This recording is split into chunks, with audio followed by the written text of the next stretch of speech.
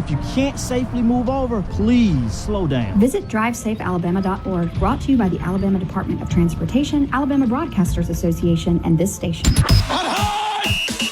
It's time. You know what time it is? The game for Tuscaloosa's longest running sports show.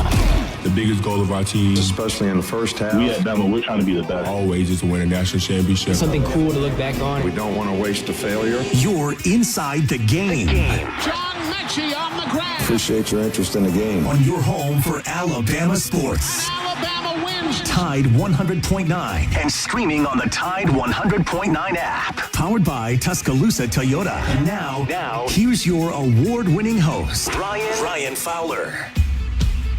And a big good afternoon to you. Welcome into the game. T-Town Tide at 100.9, 1230 WTBC, your home of Alabama Crimson Tide Sports. Today is the day, right? Southern Ale House Score Prediction Day, Alabama LSU. And I will tell you, to get in today, if you would love to participate, we'd love to be able to connect you with a big prize package for this week, and then also get qualified for that grand prize package, and we'll do that.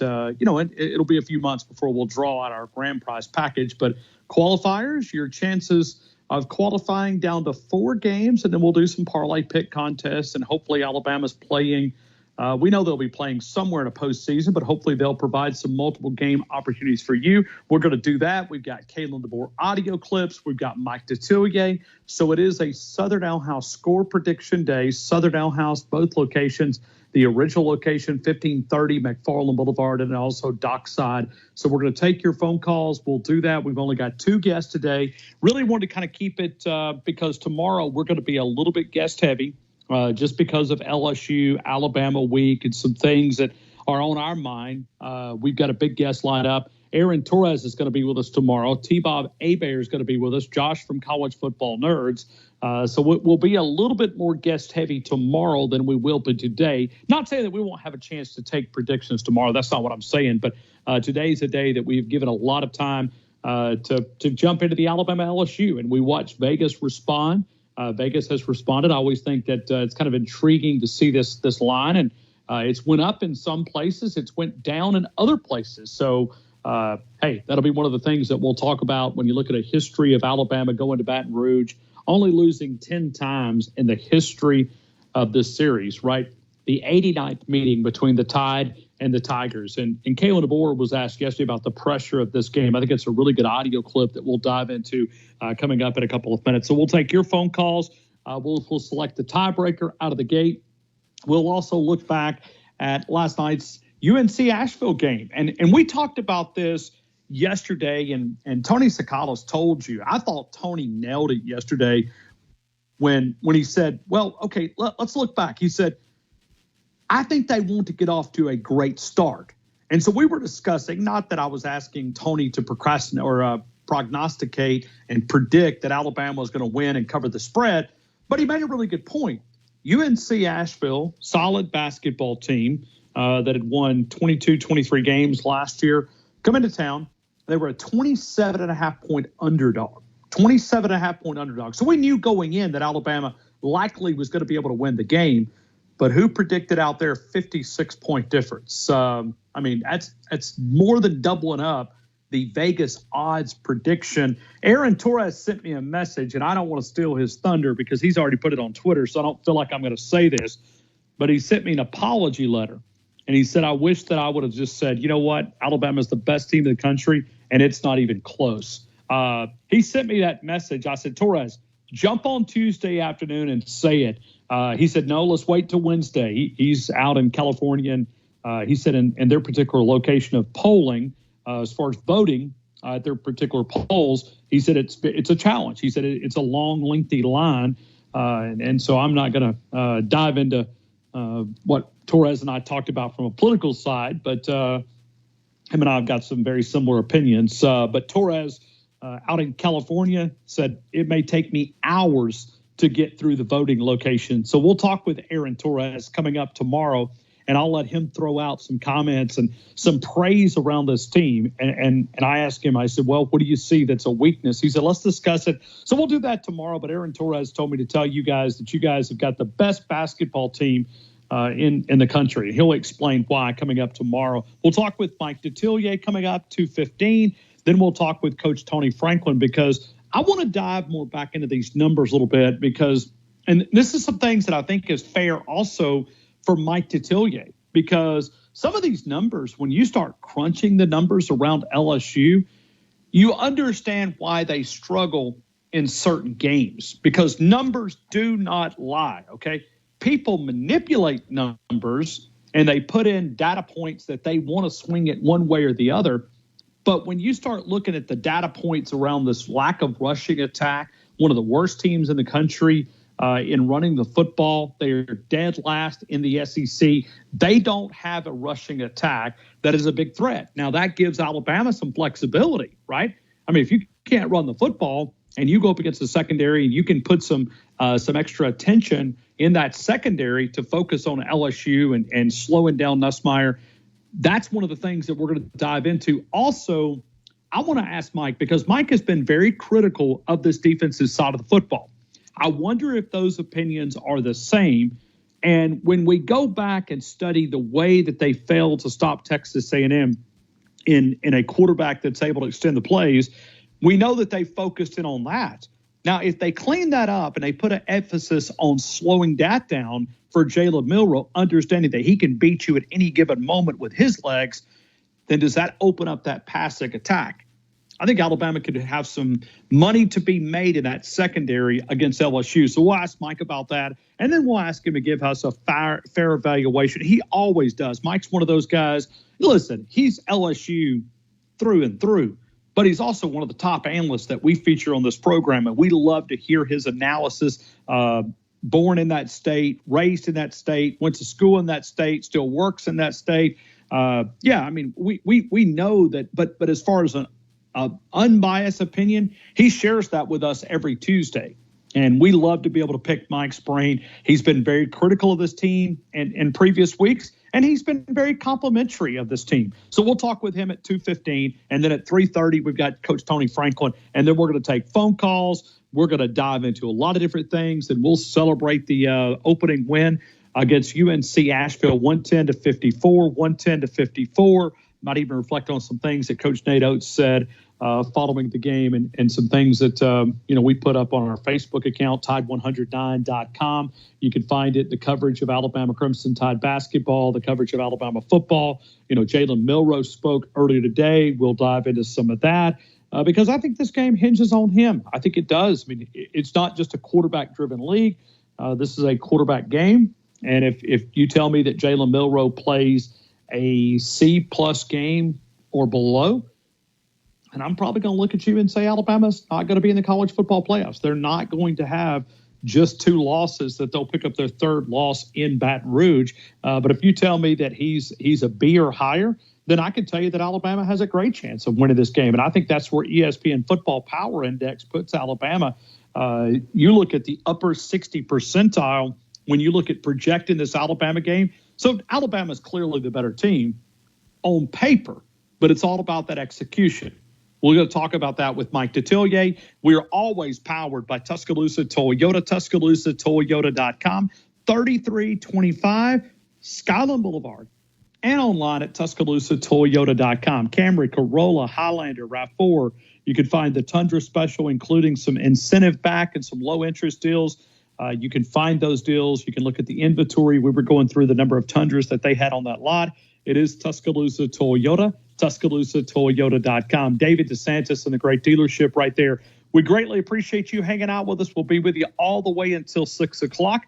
I'm not going to make any political predictions, okay? Because, I'm looking at these counties like everybody does, and they zoom in and, Tuscaloosa, and they got these little spots and these little pockets here.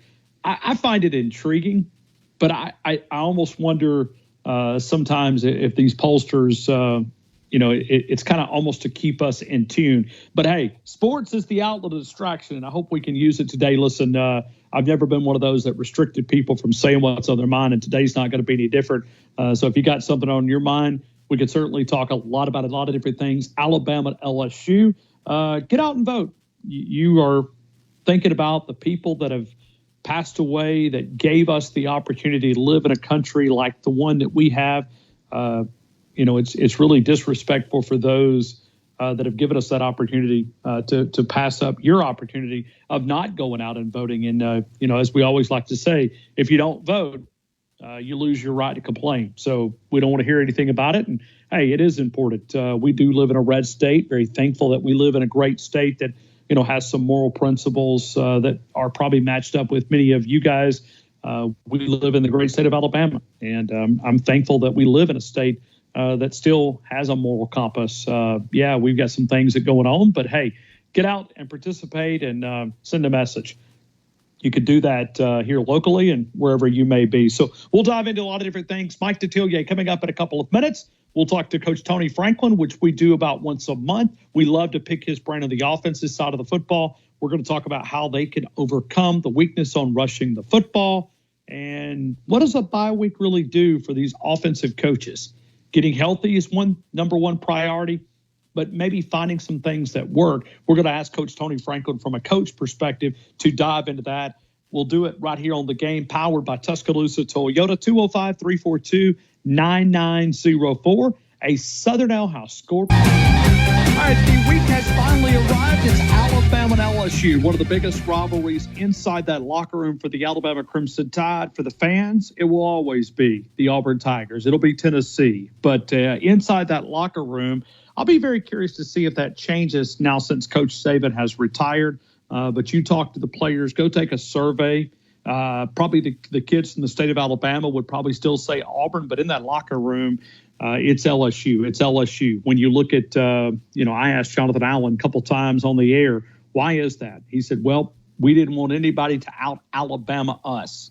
And we felt like that LSU was the biggest threat, built a lot alike during the Saban era. And college football has certainly changed, and we'll see if that continues under Kalen DeBoer. Let's go to WWL, the Big 870. Mike Detillier, the afternoon drive host. I hope all is well. Mike, welcome into the game in Tuscaloosa.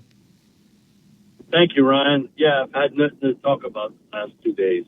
Nothing. You got a coach fired.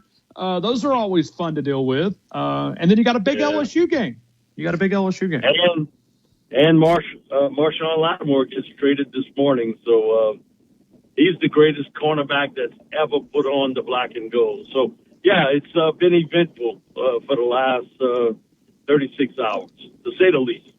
Mike, I want to, and we don't normally start with this, but we do have a lot of Saints fans that listen to this this segment every week, and it's an overlap. We have Titans fans, Atlanta Falcon fans, and then we have a little mix of Saints fans in the southern part of our listening area. Where do they go, in your opinion? Well, normally when you got an interim coach, you might get a bump for, game, maybe two. But, I don't know that you have enough Band-Aids, to stop the bleeding. This team has been void of hitting on early draft choices, especially. But they don't have a lot of good young talent. So they've got salary cap issues, which are unreal. And next year, really a big year. They're over $70 million over the cap today for 2025. That, if you hit on the draft, you got football minimum wage. Now, it's not minimum wage like we know minimum wage, but it's football and sports minimum wage. They just have not hit on those draft choices, and it has put them in football purgatory. You've either not been good or you've not been real bad to pick early. You're stuck in football purgatory, right in the middle. I don't know if you'll get in the middle this year, but major changes have to be done on this football team, and I'm talking about structurally. And who's, in the ear the general manager here to advise him to select this player, to trade for this player. It's hasn't worked out well, Ryan. It has not. And, you know, we hear it all the time on Sports Talk. It's time to get rid of Sean Payton. He's done his deal here. We need a young quarterback. We want a running quarterback. We don't want Drew Brees no more. Watch what you wish for, buddy. Because now you got it. Now you got it slung on you. But you never hear back. Well, they'll never admit it. But we used to get a ton of them like that. And now you didn't realize the impact of Sean Payton, Drew Brees, and what he did to this franchise. They cured a lot of ills. And I told this to Sean the last night when we had a little party for him. I was like, hey, you know, you created some of the problems. I'm not going to tell you what he told me back, but he was like, Mike, I think you're right. Mike, I want to dive into this LSU-Alabama game when you look at it from your perspective. As you begin to look at this game, there's a lot of numbers that jump out to us, and I want to talk about those. But when you start to break this game down to decide who's going to be the winner on Saturday evening in Baton Rouge, what are some of the things that jump out to you? Well, I just finished TV, and we did I did the breakdown segment. My thing for Alabama is they've been inconsistent up front along the offensive line to establish a running game. And some things better than others. But defensively, I would attack their secondary as much as I could. Now, that shouldn't be an issue for LSU because Nussmeier loves to sling it. The problem becomes you can't have him throwing the football 50 times. Cannot happen. Cannot happen. You've got to be able to have some semblance of a running game.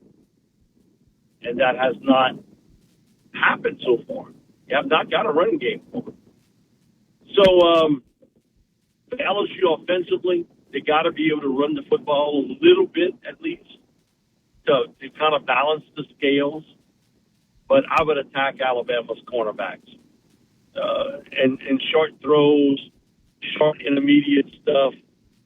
They have not been able to hit the deep part of the field very well. Chris Hilton apparently will play this week, but he's been dealing with a foot injury, hamstring injury. He's the big play guy. But Kyron Lacy, Aaron Anderson, C.J. Daniels, they know how to kind of cut the field up. Really good. Really good. And so you play to your strength. You try to run the football a little bit. On defense, you got to be able to slow down Jalen Milroe and his rushing attack. I've said this many times. Last year, if you were playing two-hand touch against Jalen Milroe, he'd have scored every time he scored. Playing tackle. LSU wasn't close to Milroe. He really tore him apart running the football. You've got to be able to force him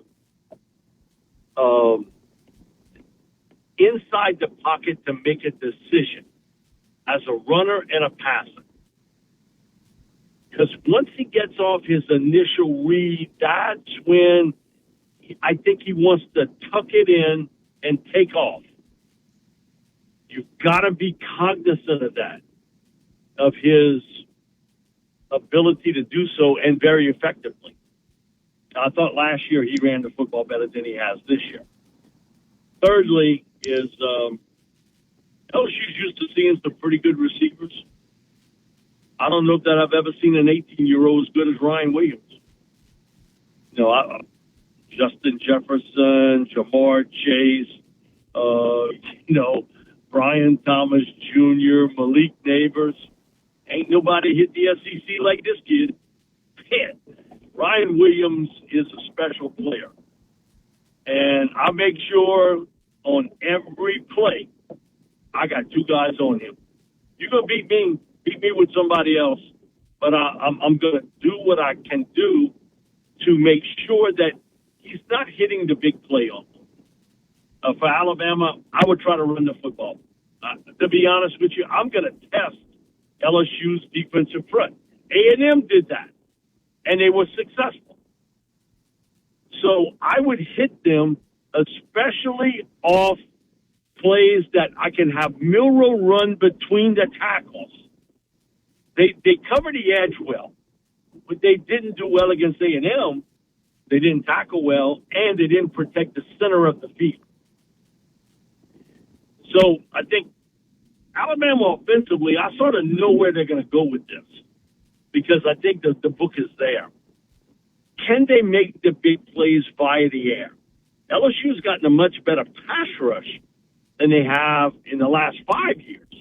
They've really gotten a good pass rush from Savion Jones and Braden Swinson.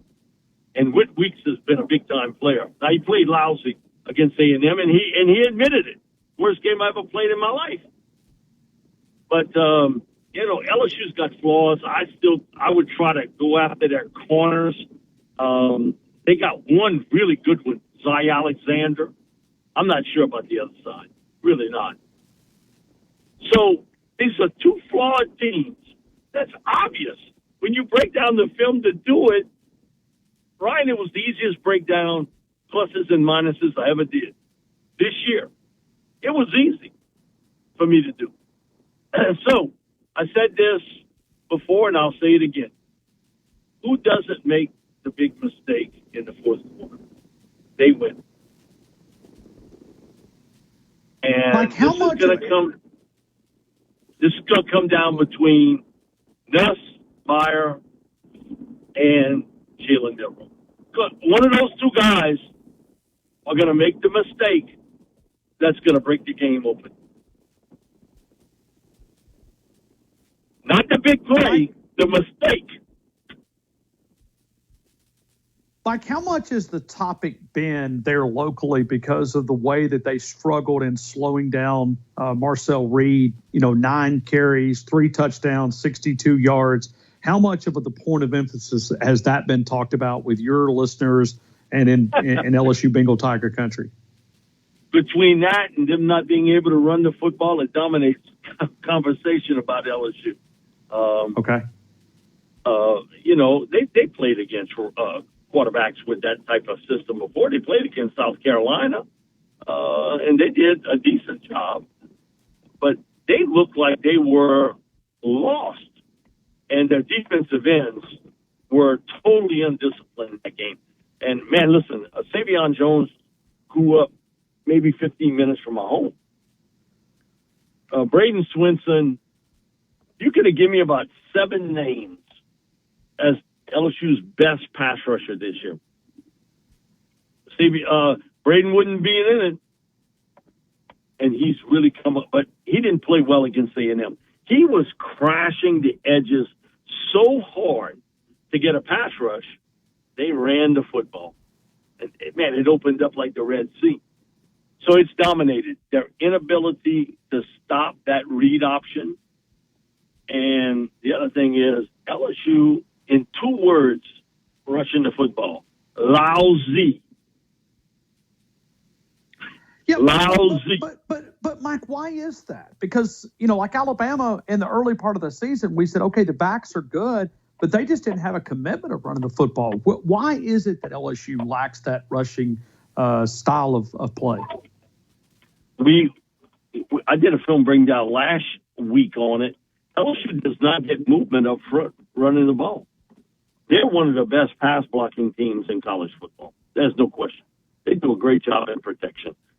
But they're not real physical up front, Ryan. That really surprises me because in the summer, we had Coach Kelly on 3 times, and he emphasized this is what we want to do. We want to be able to be physical and run the ball. They have not done it, Ryan. So far, it's really been the biggest disappointment on this football team. And you return 4 of your 5 starters. Now, Garrett Dellinger will not play this week. He had ankle repair work done. So he'll be back in a couple of weeks. But, man, when you return 4 of 5 starters and you can't run the ball, I don't have a good answer for it. All I know is when you break down that film, they not moving anybody off the line of scrimmage. El Zocho, none. But, man, in pass protection, they're really good. Now, if I'm Alabama, the one guy I attack up front is the center, DJ Chester. DJ's a big man, first year as a starter, and he has struggled at times handling the center position. It's, because he was really a guard in high school, and then he moved over to center, and he's played okay, I guess is the right term, but, he hasn't been overwhelmingly good, to be honest with you. So if I'm Alabama, I go after the most inexperienced guy of the bunch, and that would be DJ Chester at center. If I'm going to collapse somewhere to get pressure on Nussmeier, that's where I'm going, right up the middle. Mike, what's the health of the Tigers? Where are they health-wise? They're in pretty good shape health-wise. Dellinger won't play. But other than that, Chris Hilton is expected to play. Their starting receiver. And it looks as though they'll have a full complement this week. So other than Dellinger, Ryan, to be honest with you, it looks as though everybody's a go. All right. Hey, Mike, I want to go back to the physicality because you made me think about it from the portal and NIL and way that these players are moving all over the place, knowing that offense and defensive line is a development position.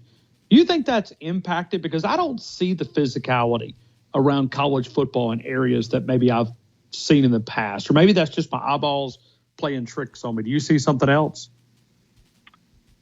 I think it's more than one thing, but I think how you're getting these linemen now coming out of high school and then transition to a bigger physical, faster player. They used to set up quick, pass protect. Nothing about moving people off the line of scrimmage. In high school, you're so much bigger than most guys you're going against. I think the scheme has something to do with it. Is much more teaching now today in pass protection. So they're advanced in pass protection. They know that part of the game. The run blocking, you got to want to do it. I've talked to a number of offensive line coaches. There is a certain will that you want to put down on your opponent. Nothing's worse than you play in a team and they pound you. Right. And we've seen Alabama teams do that. Oh, my God. They're just wearing you out running the football. We've seen Georgia. At times LSU has in the past. But, man, tell me a team without that superstar runner that can really run the football today in college football. Georgia has struggled. They have. Alabama struggled. Alabama struggled most of the season. LSU. Texas, is that a great running team? They're good. They're not great. People say, well, what about Boise State? Yeah, give me that guy. Give me the running back. And we call it a deal. I don't have to be physical to get him a crack and he takes off running. Is USC physical? Is UCLA physical? No. Oregon, do you consider them a physical run blocking team? Hell no. Ohio State, Penn State, they okay to good. They're not great. And I think it's just a mentality. Jim Harbaugh's team at Michigan a year ago, they said it to you. They basically said, I dare you. I dare you to stop us. And even if you do, we're going to keep coming at you. That was Jim's philosophy. But Jim, he was not Watusi, so to speak. I mean, he was out of character as a college coach because he really wanted to play old school football. He wanted to run and beat you up. Brian, they ain't that no more. It's not that. And I think coaches now are less patient than they've ever been running the ball. Man, what? Mark Schleff comes on with us every week. The former offensive lineman, double-digit seasons in the NFL. Great analyst with us, and he's always told me, Mike, I've been hired by teams as a consultant to help them run block. You talk to him, we got 2 yards here, 3 yards here. We're going to throw it. And it's like, okay, you giving up after 2 rushes? Do you give up after 2 incomplete passes? He said, Mike, no patience. And that's what Mark seems to think is the biggest change in pro football and college football. The lack of patience to run the ball, and you can sling it around today. And you can practice pitching catch, you know what, in the South, 11 months out of 12. You might have a month of sort of bad weather. And I think Mark's right. I think it is, if you're patient with it, it'll be there. But most offensive coaches, they're not patient with it. Not today. Because I got a guy that can sling it. He can throw it, and we can pass protect. So I think that's the best explanation I can give, that there is a lack of patience in the running game to continuously do it. Did Coach Saban stop running the ball if they gained 3 yards here, 3 yards there? No. He kept running it at you and running it at you. And then all of a sudden, man, you wore out. You're like, what the hell is happening? Because I think the one thing, there's a lack of depth on big men in college and pro football, offensive line, defensive line. There's just a lack of depth across the board. You see it at Alabama. We see it at LSU. We see it at Georgia. I've talked to people that coach at Georgia. It's the same thing. We don't have the depth we had a couple of years ago. A lot of that having to do with guys leave early. Or guys now, I'm not playing. Goodbye. I'm going somewhere else. I'm going to play somewhere else. So, Ryan, it's not one particular deal. And but I think the lack of physicality is across college football. You look at the NFL. There's a few teams that are real physical running the ball. I like what the Commanders have done this year. They've become a much more physical team running the ball. I got Jaden Daniels, too. Okay. You can play all the coverage you want. He takes off. Good luck, buddy. He's 15 yards downfield by the time you spot him. But, you look at the Ravens, because they got King Henry at 30 years old. Man, God bless him. What he's able to do. What do the Cowboys can't do right now? Run the football. Right. Run the football.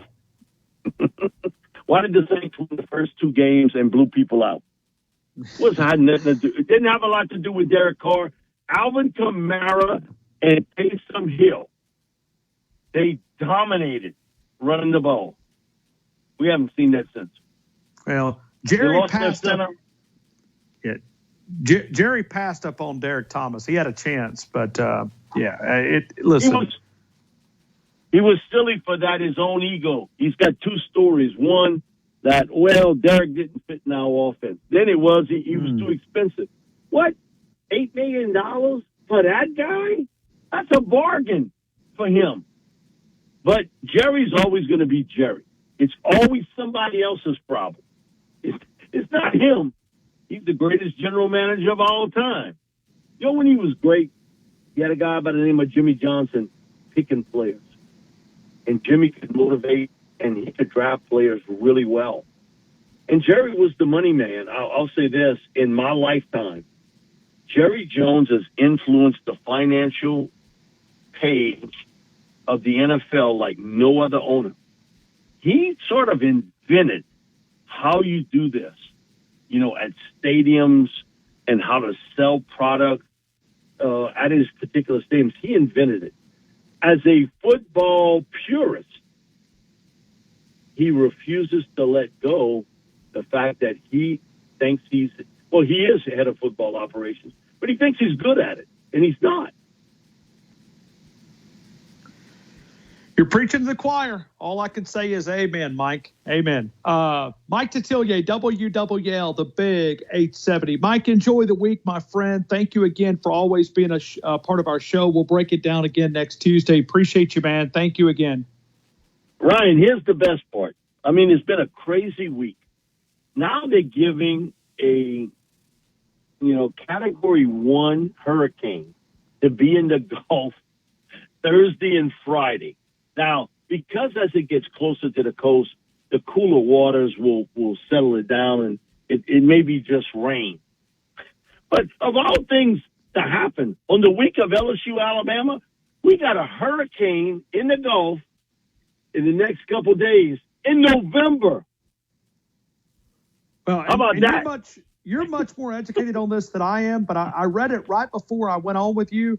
According to the meteorologist that I was looking at, he said the system was most likely be sheared apart before it reaches the U.S. coast. I was going to ask you about it, but it doesn't seem like it's going to impact. It doesn't seem to be. But, Ryan, listen, I'll be honest with you. I've lived here all my life on the bayou. I've seen some crazy stuff with hurricanes. And I hope the meteorologists are right about that. But I've seen some crazy things happen. Turns, hurricanes that were 100 miles an hour, 200 miles off the Louisiana coast, and then they 150 when they hit you. So, and I've had them the other way. A Category 2 storm, and it's down to a tropical depression by the time it hits the coast.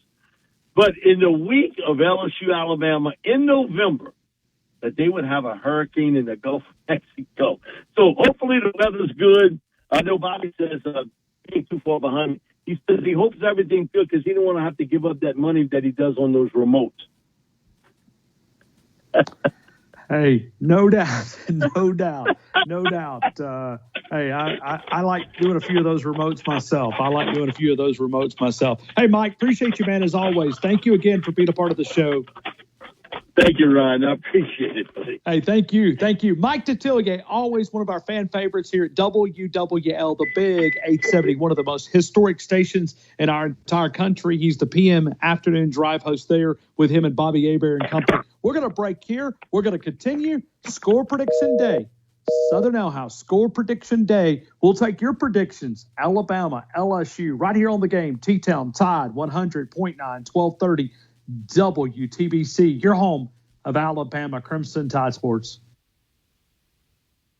Tuscaloosa Tide, 100.9, 1230 WTBC, your home of Alabama Crimson Tide Sports. We'll talk with Coach Tony Franklin coming up at about 3:30. We'll talk with him. So about an hour, about 45 minutes from now. We're taking your scores, your predictions, and we lead out here with Paul in Lincoln. Paul, good afternoon. Hope all is well. Hey, Paul. Okay. Brian, it's game day, my friend. Game day. It is game day. How you feel, man? You feel good? Well, you've got a lot of groups that are still trying to reach some of the low-hanging fruit, if you know what I mean, the low-propensity voters. Charlie Kirk's Turning Point Action, Trump Force 47, several others that are out there that are still either calling or texting to compel people to get out and vote, or just check and make sure they did vote. So far the numbers look quite promising, but we got to get across the finish line, and but so far so good. So we'll see. It's going to be a long night, I'm sure, for most folks. Certainly it'll be for me. It'll be a long. This will go into the wee hours of the morning. Not that we're going to know everything, but I think we'll probably know enough to kind of figure out which way the wind's blowing, if you know what I mean. Mike, I'm sorry, Mike. I was thinking about Mike Detillier. Paul, are you going to bed? Are you? Because I know you work early morning hours. Are you going to work tomorrow? What's the plan here? No. Okay. I worked yesterday. I'm taking the rest of the week off just to smart man consume all the all the information, if you know what I mean. Okay. No. Okay. So- I got you. Well, you have did you did the Lord's work, so we appreciate it. Well, I did. Listen, Ryan, I did a very, very, very, very small part of a group and groups and organizations that did a lot of heavy lifting. So, but yes, I appreciate it. I just wanted to do, my part. I'm a patriot, and I love this country, and I love what it stands for.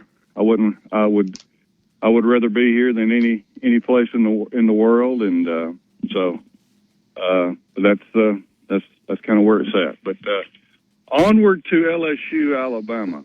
Hey, but we forgot to do this, and I think it's very important. We've got to embrace the suck. Okay, I just wanted you to do that. I know today's a very day that we got a lot of focus on a lot of different things, but we must embrace the suck. We all must embrace the suck. CK. AU stands for? That's the Auburn Tigers. The 3 and 6 Auburn Tigers. The 13 losses out of their last 19 games Auburn Tigers. The 22 wins, 22 losses, and 1 tie against the Vanderbilt Commodores Auburn Tigers. So, and it's the Hugh Hefner, Hunter Freeze, 23 wins, 31 losses, all-time SEC record, Auburn Tigers. So, okay. You with me, Ryan? Yeah, I'm ready. I'm writing. Okay. I was writing your name down here on the collar of the top of the sheet, and okay. I was waiting for a tiebreaker, and I was going to see where we were going to discuss this. This game, this LSU is going to put the weight of the world on Jalen Milroe's shoulders. Their defense is. They're going to make Jalen Milroe beat them. Okay, They think the same Jalen Milroe that showed up in Knoxville is going to walk out of the tunnel in Tiger Stadium in Baton Rouge Saturday night. So I'm going to go Jalen Milroe passing yards. Yeah, baby. Yes, sir. And you know what? There's some money to be made in that LSU secondary. Mike talked about it a couple of minutes ago. I mean, there's some money to be made there. I think so.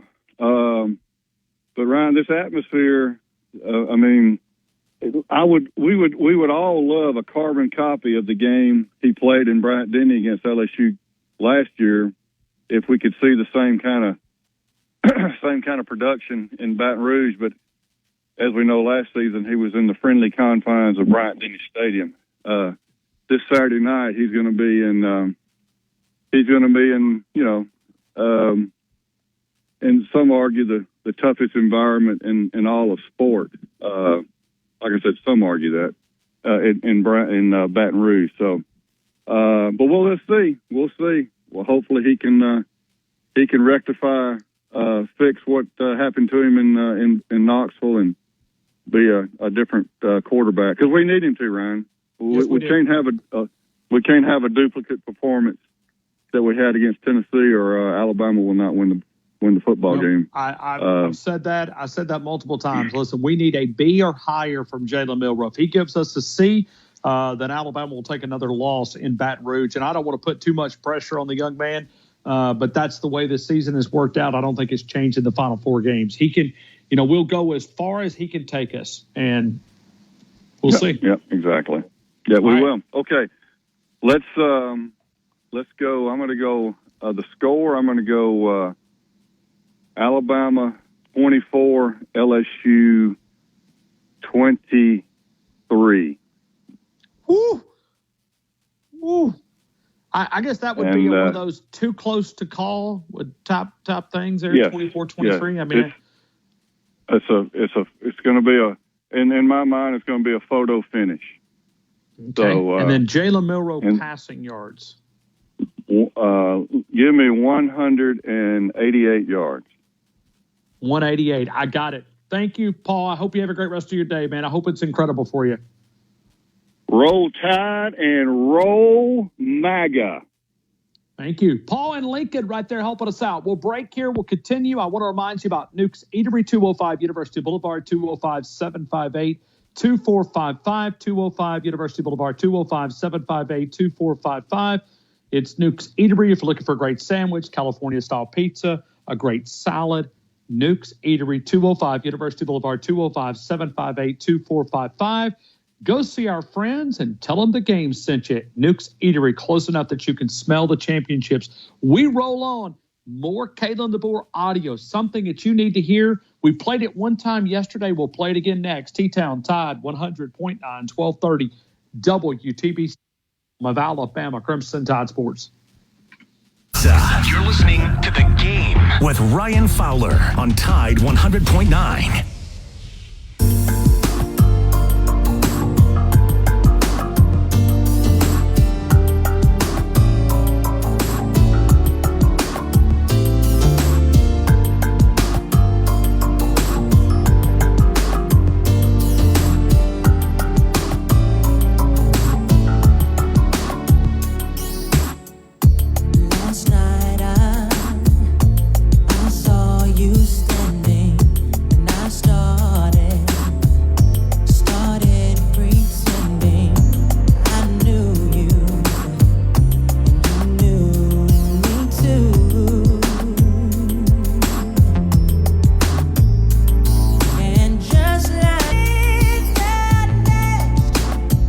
Just download the free Upside app and use promo code KIND for a 25 cents per gallon bonus on your first tank. That's code KIND for a 25 cents per gallon bonus. Tide 100.9 Tuscaloosa weather. Mostly cloudy, the chance of a few scattered showers through tonight. The high today 80, tonight's low 65. For tomorrow and Thursday, mostly cloudy both days. A chance of showers and thunderstorms. Highs between 77 and 80. I'm James Spann on the ABC 3340 Weather Center on Tide 100.9. It's 78 degrees in Tuscaloosa. WTBC Tuscaloosa and W265CG Tuscaloosa, a Town Square media station. Tide 100.9 and streaming on the Tide 100.9 app. From the Fox Sports Studios in Los Angeles, here's Kevin Wyatt. NFL news this morning. Cowboys owner Jerry Jones appeared on 105.3 FM The Fan in Dallas and announced that quarterback Dak Prescott will be out for some time. It's extended period of time here, so I wouldn't dare make a prediction when it could be. It's likely we'll IR him, so we'll see kind of how his rehab goes. Injured reserve would have Prescott miss at least the next 4 games. The Cowboys making a trade this morning, acquiring Panthers wide receiver Jonathan Mingo in exchange for a 4th-round selection. The Detroit Lions are acquiring Browns pass rusher Zadarius Smith. They'll also get a 2026 7th-round pick in exchange for a 2025 5th-round pick and a 2026 6th-round selection. And Khalil Herbert going from the Bears to the Bengals.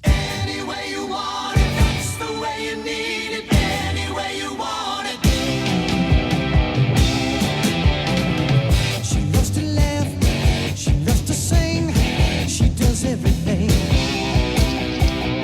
She loves to move. She loves to groove.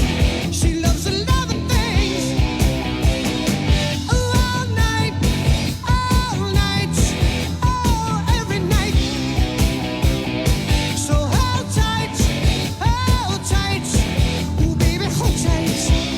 Oh, she said, anyway you want it, that's the way. How are you doing, Tuscaloosa? I hope you're having an incredible day. Hopefully you made it out to your voting location and casted your vote, whoever that may be for. Certainly I've got my opinions, just like everybody else has got their opinions. If you've missed the last 6 months of the show, you've probably missed my opinions. So, hey, at this point, if you have not decided, probably just go in and, take a quarter and just flip it up in the air. That might be the wisest decision if you struggle with making decisions. So take a quarter, go in, heads, tails, flip a quarter and see where it lands. That would probably be the only advice I could give you at this point. it's become saturation. You have to be able to think for yourself. You have to be an independent thinker. You have to be able to take all the data and not being able to be persuaded by one voice or the other. But, hey, go out and vote. Participate. There's been many people that have died trying to fight for your chance to vote. Hopefully you took advantage of that. You still got plenty of time. As you make your way home, we're going to try to entertain you with a little college football talk. Hey, listen, it's Alabama and LSU. We're always powered by Tuscaloosa Toyota, TuscaloosaToyota.com, 3325 Skyland Boulevard, and online at TuscaloosaToyota.com. Let's go to Greg in Athens. Then I'm going to go to Kalen DeBoer audio. Let's go here to Greg in Athens. Greg, good afternoon. I hope you're doing well. Welcome into the game. About to pull into my polling station and cast my vote. I listened to your call with Mike, and I think that Alabama is going to run the ball, intersperse with some passing, and finish the game the way they did against South Carolina, run heavy. And I think they're going to put this game away in the fourth quarter. So you like Alabama's chances? Yes. I think the deficiencies that both teams have, that Alabama is better equipped to exploit the weaknesses that defense poses than Nussmeier can, because as good as he is, one, they can't run the ball, and two, he has a propensity of late to throw it to the other team. And if you allow Alabama to get turnovers, they're going to score on those. And so I just think that we have seen the worst of Jalen Milroe, and, beginning in the really second half of that game against South Carolina, we started seeing a more real version of Jalen. They've had an extra week off, and I just think that Alabama's going to win 31-23. 31-23. And Mike did point out some good things about rushing the football. He says, as far as physicality on the front, and Josh from College Football Nerds pointed this out last Wednesday. He said, they really lack some experience on that defensive line. And we knew that going into the season, right? I mean, you had Brian Kelly that was screaming at his fan base, asking for more money, that they were not in the market to afford a defensive lineman. I mean, that's where we're at in the world of college football. But 31-23. Greg, what do you think Jalen Milroe will pass for in this game? 247. 31-23. Greg, what else is on your mind, my friend? Well, I hope everybody does go out and vote. As a veteran, we've lost too many people who have paid the ultimate sacrifice to defend the freedoms that we currently enjoy. And to me, if you don't go out and vote, you have no standing in your community to whine or complain about the state of affairs. It's your one opportunity to interject yourself into the conversation. And so if, you have people who call your show regularly, and some of them may or may not decide to vote, but I think it's going to turn out well for America, because there are a lot of people who are going to tell pollsters one thing or their friends one thing, and when they go in, they're going to do the right thing. I'm kind of picking up on that as well. I think a lot of people are, you look on social networks, you got people that share their opinion, but then you've got a lot of people that have been a lot more reserved, understanding that there is people that may dislike your candidate or like your candidate. I think you're onto something. And I think that turnout that is going to happen, and we're already seeing it with a huge early voting. I think they said 75 million Americans chose to vote early and to cast a vote early, and that was not really, it's pretty much bipartisan. It's not one way or the other. Yeah. So I think you're going to see that, Greg. So hey, well, listen, go in and cast your vote, and we'll talk very, very soon. Greg, I always appreciate you, man. Yes. God bless America. Roll Tide. Hey, thank you. That's a retired military veteran right there. We always appreciate their service. Let's go here to Bubba in Northport. Bubba, good afternoon. You're in the game. I hope all is well. Listen, it was just sitting there. Yeah. And I got I'm sorry? to do some things done before. Yeah, I can't hear you. Jason, put Bubba back just on being hold and cut touched him and, off. Just cut him off. I couldn't hear him. I think he's talking to somebody else. That's okay. Let's go to Robert in Mobile. Robert, good afternoon. You're in the game. Hey, man. Sounds like Bubba was at the auto parts store or something. Yeah, I'm going to get ready to cast my 4 votes, and after I get off talking with you, or maybe a little later before my 4th vote gets in, give my wife and kids time to get off work and get out there to vote. So now hold on. Your 4th vote. What does that mean? You're voting? I vote, and my wife votes, and my 2 kids vote. So they vote the way I tell them to vote. So I get 4 votes. So you get 4 votes. Okay. Okay. Yeah, I figured out how to get 4 votes. Well, does your wife know that you're saying this on public airways, Robert? She would agree with you. She's the one to tell me, when are you going to get me my sample ballot? I said, okay, let me work on it. I'll send it to you in a minute. Well, I don't know how many decisions you guys have got down in Mobile, but for me, it took me it took me 2 minutes to vote. I'm a straight ticket guy, so criticize me if you want, throw darts at me if you want. I check the elephant and I move on.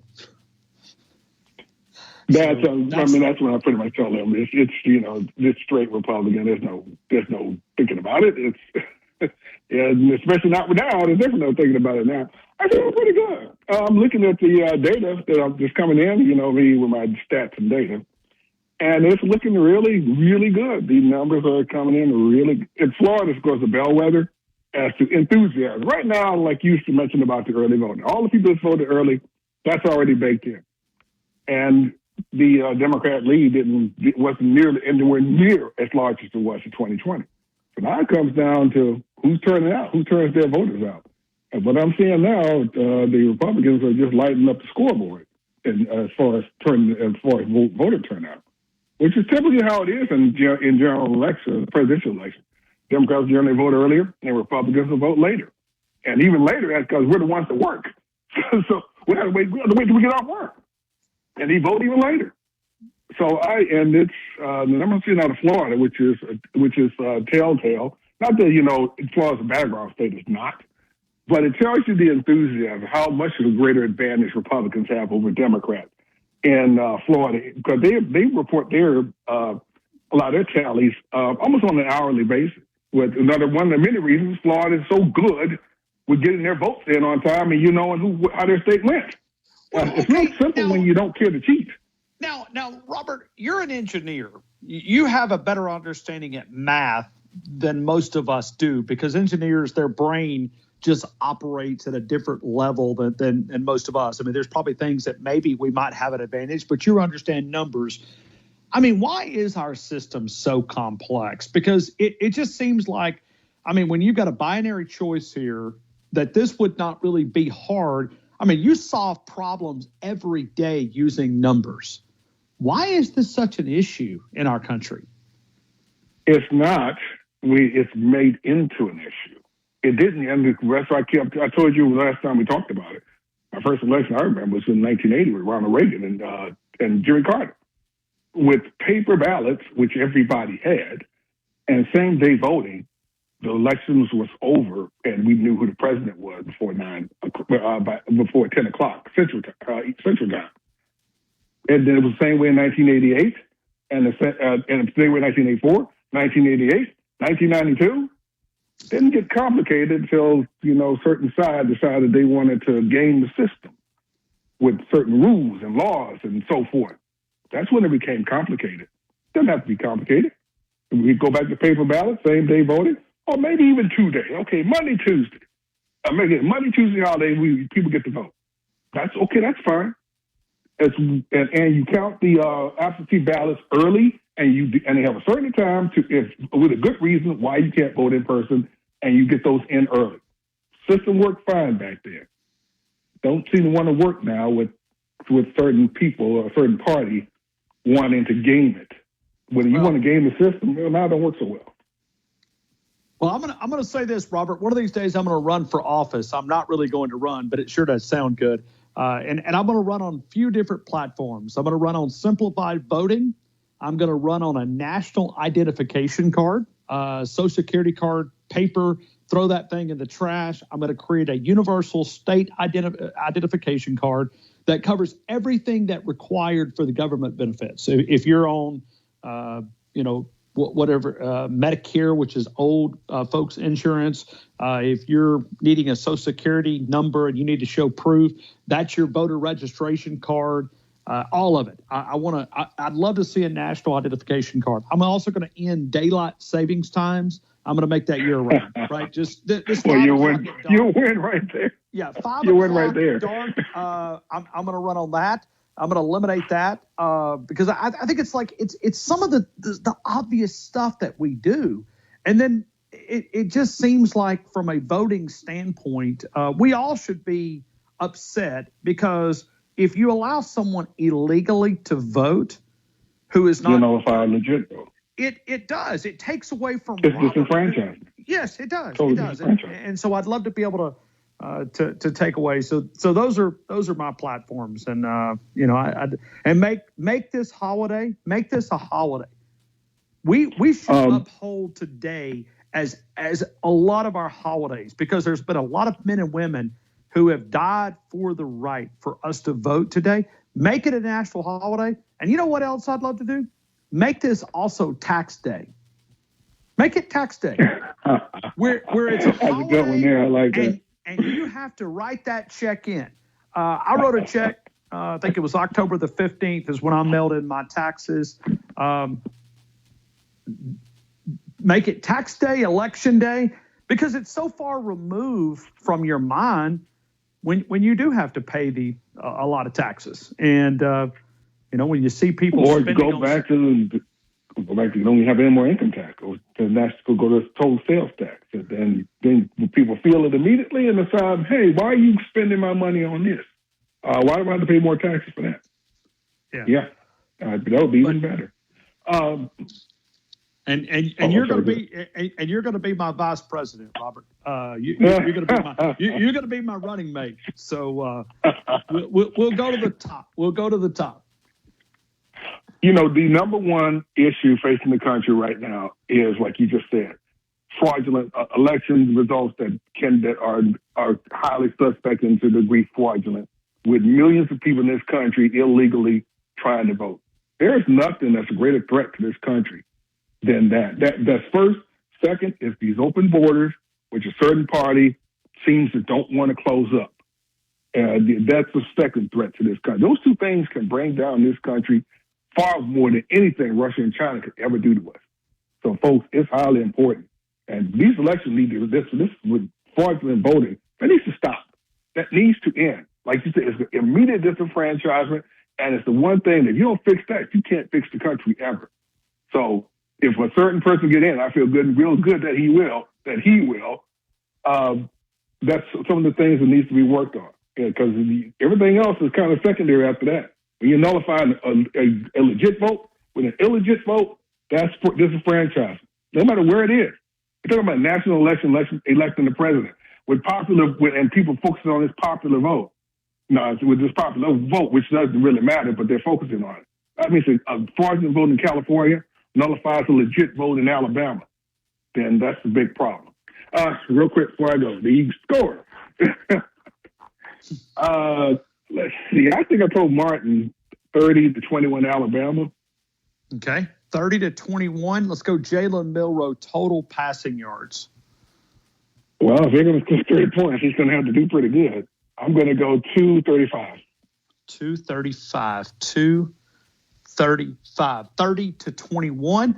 235. I got it, man. Robert, I appreciate it. Yeah, let me get my first of my 4 votes in. All right. Hey, thank you. Okay. Appreciate you. Thank you. All right. A lot of things that we're going to talk about right here. We got Tony Franklin coming up in a couple of minutes. I just saw James Spann post a weather update for the Alabama LSU game. And, hey, that's good. When you look at the weather side of things, James Spann saying for Alabama at LSU in Baton Rouge on Saturday evening, 6 p.m., the kickoff. The sky will be mostly cloudy with showers possible during the amount of rain. The duration of rain will be determined by the track of the timing of the tropical storm system in the northern Gulf of Mexico. While it will be in the process of dissipating, it still could be a deeper layer of tropical moisture in the southeast Louisiana Saturday. For now, we are not expecting it to rain all evening, but showers are certainly possible during the game. Watch the forecast as it changes as we're on Tuesday here. So we're watching that.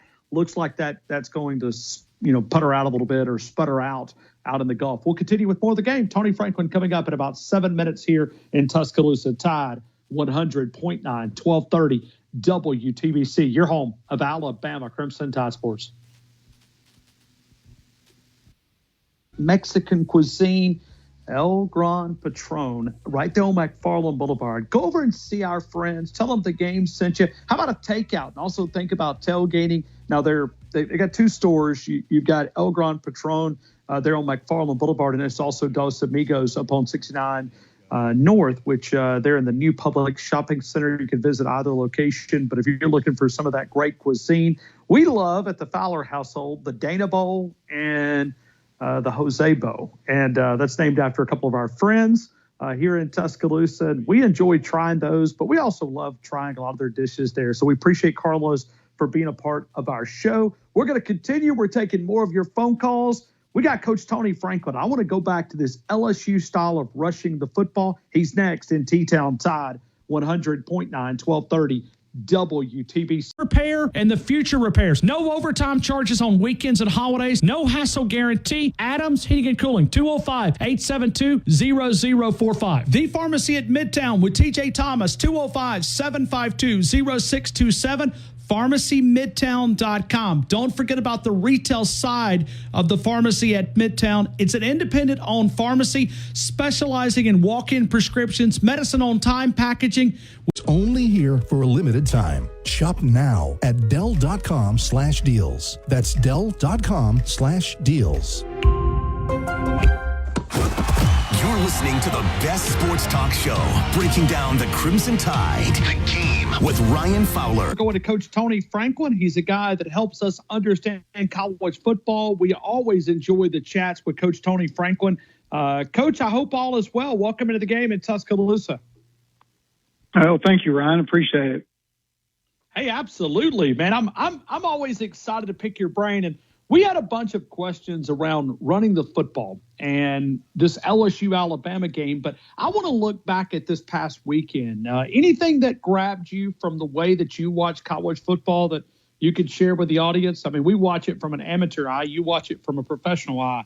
I'm curious what you saw from this past weekends of college football. Well, I think the big thing is that I don't think that there is anything anymore that resembles what people in their brains, the things that we have stored in our brains about what college football used to be versus what college football is. And all you have to do is study one team. That's it. Well, actually, I'll take that back. You have to study two teams right now to see that college football is no longer the way that it used to be. Study Vanderbilt and study Indiana. When you study those two teams, that tells you that college football will probably never be what people remember it to be, which I think is wonderful. I think it's great. Now, if you're a diehard Alabama Nick Saban fan that went through that golden era, it's not the pleasant thing that you want to think about, because it basically means that somebody can go into a place and they can perform magic. And if you happen to not be dominant in that year, you can lose to somebody that you never in your wildest dreams imagined that you could ever lose to. I mean, I remember going when I was offensive coordinator at Auburn for that brief period of 7 games, is that we went and played Vanderbilt. Vanderbilt was either 5-0 or 6-0 when we played them. They were in the top 20 for the first time in a million years, and they were a good football team. and we weren't very good, especially on offense. We weren't very good, and they beat us. They were a better team than we were. They were more together, more camaraderie. They beat us. But now you think about this. Vanderbilt, in 1 year, has beaten Alabama, beaten Auburn, and came down to the last drive of the game to beat Texas. Now, that's mind-blowing. Oh, and by the way, it looks like that maybe the most dominant team in the Big Ten is Indiana. So college football is changed forever, maybe, depending upon how all the new legislation and rules over the next 2 years probably take place. But I think overall, I think it's great for the game because there's nothing guaranteed. There's nothing that you can just look at and go, okay, well, that's just guaranteed. It's not. And I think that more than ever, you look at Alabama this year, Alabama's a different football team on the road than they are at home. And I think that's something that is going to happen to a lot of people as time moves on now.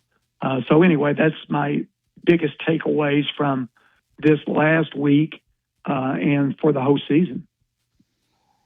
Coach, are we seeing some of the military academies perform at a level because of the team concept? Because it's not as easy to leave an academy as it is a 4-year institution. Is that one of the reasons why these military academies are kind of really taking shape this year? No, without a doubt. I think that the advantage that they are now going to continually have is the fact that 95% of their team is going to be the same, whereas the rest of college football, I mean, there's going to be teams that are 75 to 80% different every year. People that just make their living in the portal, kids leave all the time. It's a completely different deal, whereas the military academies are completely different. You can't leave. I mean, you've got the first 2 years that somebody can leave, but after that second year in the military academy is that they're not able to leave, without some sort of a penalty. And so those places are unique anyway. And the kids that go there aren't going just for football. You know, many of the college kids today that go play football somewhere, they're going to that school mainly because of football. That's why they're going. When you go to Army or Navy or Air Force, you're not going just for football. You're going with a commitment that's bigger than yourself. And the idea that you're now going to sacrifice another 4 to 5 years when you get out of school, that you're going to be committed to the military at least, and many of them will make it a career for, 20 years. Coach, when you've got a bye week you want to get healthy, but how beneficial can it be from a coaching staff looking back and self-scouting and finding out what works and did not work? Well, I think it's probably, again, I think it's that same thing now. I think it's huge because what happens is that after a few games in the season is that players are making business decisions now, whereas before that really wasn't that big of an issue. But they're making business decisions as, you know what, this isn't going the way I want it to go. I think I'm going to save myself, so I'm redshirting and I'm going to get out of here. I'm going to leave. So you've had to make that adjustment. You're now looking at your roster in the bye week and you're making decisions about who do we want to stay here going forward? Do we need to play that person now more? Do we need to make sure that they're happy? Do we need to make sure that they're exactly in the position they feel like they'll be the most fulfilled? Who is it that we actually want to encourage to leave? Do we need to get some film on them so that they can be able to get out of here? I think it's a completely different deal. And then at the same time, the coach has got to go, if I don't win the next 4 games, I'm going to lose my job. And my career is going to be changed forever. And so I've got to make all of these decisions and try to come together with what is the best possible solution for this person that's your head coach and your assistant coaches to continue their careers, to be able to keep their jobs, to not have to move their families, and at the same time, try to see how do we move forward to win games? How do we move forward to keep those on our roster in the future that we want to keep, and to encourage those that we don't want to maybe, decide to move on after this is over with. Coach, we're looking at the numbers in this LSU-Alabama game when you look at it down in Baton Rouge. And there's a few numbers that jump out to us. LSU is dead last in the SEC in running the football. When you look at yards per game, if you look at average yards per attempt, they bump up, and they're about 14th there in the league. They're one of the worst teams in the country at running the football. How does that limit your offense when you can't run the football successfully? Well, you can't win a championship. For all these people that grew up, and, I was one of those that, coached with Hal Mumme and Mike Leach, and the ideas of the air raid and the ideas that, you can throw it every play and still win. Yeah, you can win games, and you can get people excited to have fun. You're never going to win a championship like that. To win a championship, you've got to be able to run the football at least average, maybe slightly below average. And then you have to be able to play defense at least average, really a little bit above average. Because what's going to happen when you count on throwing the football to win? Yeah, you can win a game that maybe you weren't supposed to win. That's very possible. You get hot, every play happens, you make all the plays that day. But there's going to be a minimal of 2, and really I could always count on 3 times in a year where the ball is going to get tipped at the line of scrimmage. You're going to drop 6 balls that day. The ball is going to hit somebody in the head. The defense is going to make every freakish play, and your quarterback can't throw it in the ocean. And if you can't run the ball on that day, the great example, Syracuse playing Pitt a few weeks ago, and, the guy throws 6 interceptions, and I think 3 or 4 of them will run back for touchdowns. You can't win on those days. A team that can run the ball and play defense can win in spite of the quarterback having a terrible day. Jared Goff now, I coached for 3 years at Cal. He's with the Lions. He's playing as good a football right now, the last 6 games, as good, if not better, of anybody in the history of football for a 6-game period. The numbers are mind-blowing. But what he knows and what Dan Campbell knows is that is not going to carry for the entire season. It never has. But guess what? We can run the ball. We can play defense. We can overcome that bad day. Whereas when you can't run the ball, you can't overcome that bad day. You're going to get beat. And not only are you going to get beat, you're probably going to get beat bad. And you see that with these ungodly scores to where you see a team that's really good, and then all of a sudden they lose by 4 touchdowns, and you go, what happened? How does that happen in one day? Well, most of the time it's because they couldn't run the football. Well, and you mentioned Jared Goff. That was one of the questions. You coached him. You know him. I'm a Dallas Cowboy fan, okay? I've had a rough year, but I love the way Detroit plays. I mean, it's not about, riding being a bandwagon. I just like the way they play football. I mean, it's fun to watch. And like I said, I have no ties to Detroit, but I'm pulling for those guys. It's just a different brand of football that I like to watch. Well, they built it the right way. First of all, they built it with the idea that the most important players on their football team were going to be their offensive line. And so the run game carries wherever you go. Run game travels. They've got a systematic way of you have to fit their style of human beings. You play hard. You can have some moxie. You can have your own individual charismatic personality, etc. But you're going to play hard, and you're going to play hard all the time, and you're not going to be selfish. If any of those things are apart, they're going to get rid of you. You're not going to be there.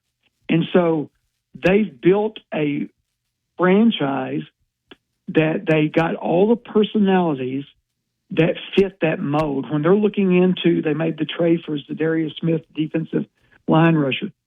They made that trade, and there might have been better guys that maybe could rush the passer a little better, but they may not have fit their culture.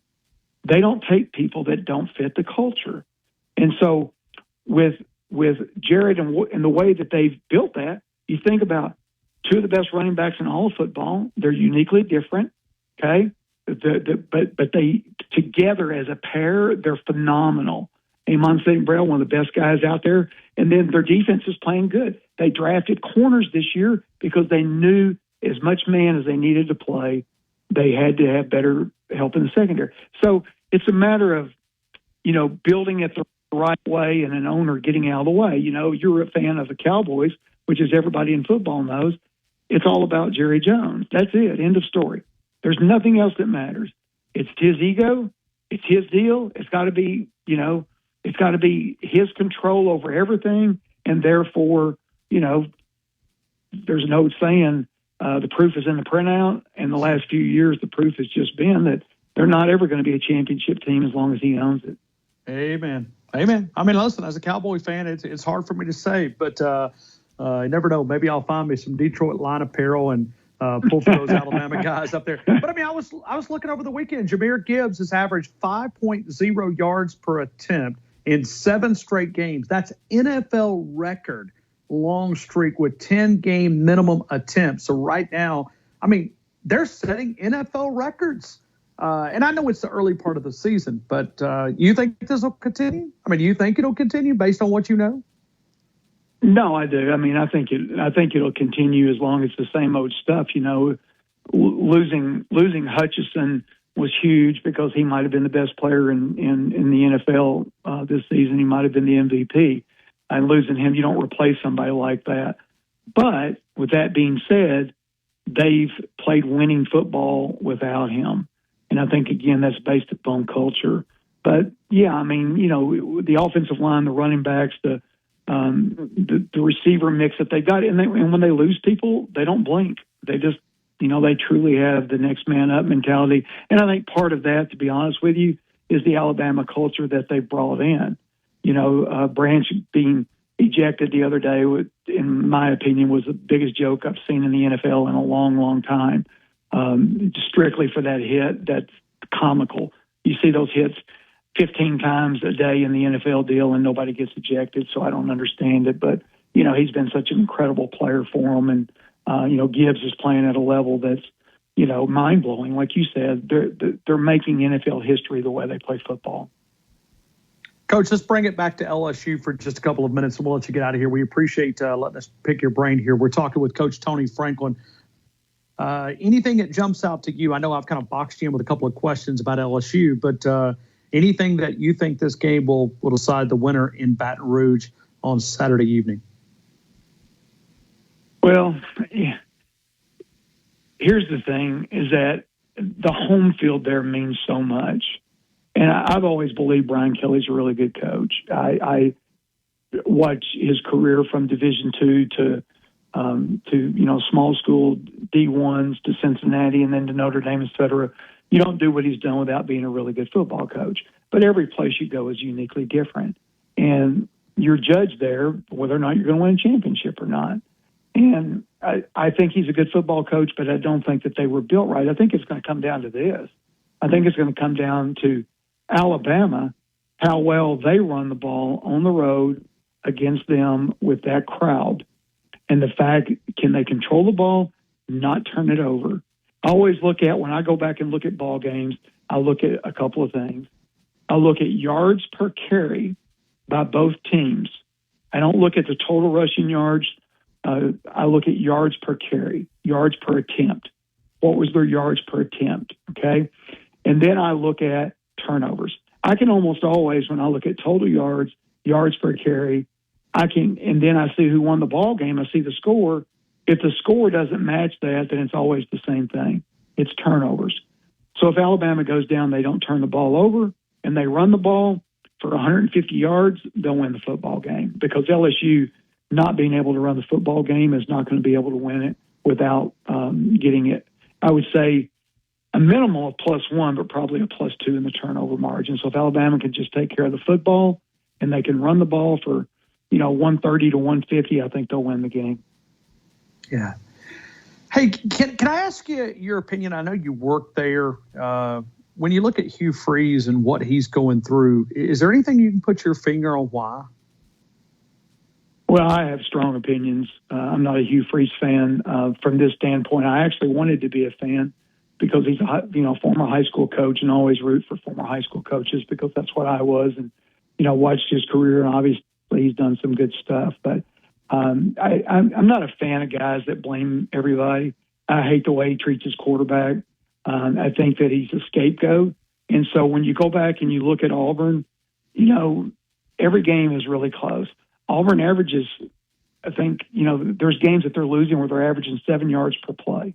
Okay. And anytime there's a turnover, it's the quarterback's fault. Everything. And I watch what they do. I know what they're doing. I know what their RPO system is.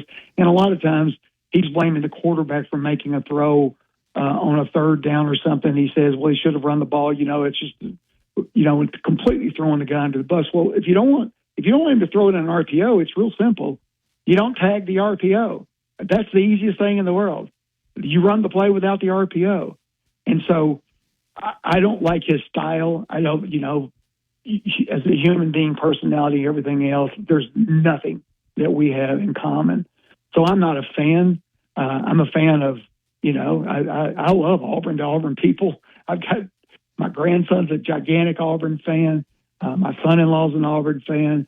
Yeah, I value my time at Auburn because of how the people treated me there, the fan base, and still to this day, how people treat me from there. But I just think that, they got the wrong guy there, in my opinion. So, what do I know? I'm sitting here, that's what old retired coaches do. You sit here and you think about it. And usually you're fairly protective of guys that are coaching, but that's a guy that I would never be protective of. It's just not my kind of guy. And especially throwing a quarterback under the bus the way that he has. You can do whatever you want to him privately, and that's why I'm not a huge Kirby Smart fan. Same thing, the way that he treated Stetson Bennett. I think that, one day he'll appreciate Stetson Bennett because he won 2 national championships for him. Coach Tony Franklin, CoachTF.com, CoachTF.com. High school football coaches, you've ended your season. Some of you guys probably not maybe the goals that you wanted to set back in August. They were not accomplished. The great way to get that advantage and the way that Coach Tony Franklin's system, it is CoachTF.com. Take a look at it. I think you'll be intrigued. Listen, from a media guy that doesn't know a lot about calling plays, find it very fascinating the way that you deliver the information here on our show. Coach Tony Franklin, Coach TF on the Twitter account, but you can do a simple search if you're driving and you're not able to write this down. Just do CoachTF.com or Coach TF on the Twitter account, the X account. And, Coach, I appreciate the time. I always enjoy the chats. Thank you again for the opportunity. Yeah. Thank you, Ryan. Take care. Bye-bye. Thank you. We'll continue with more of the game. Tide 100.9, 1230 W. All right, we welcome you right back into a Southern Ale House score prediction day. Southern Ale House, 1530 McFarland Boulevard, 1530 McFarland Boulevard, Dockside, which is going to be open tonight. They're closed every Monday. They open for dinner on Tuesday and Wednesday.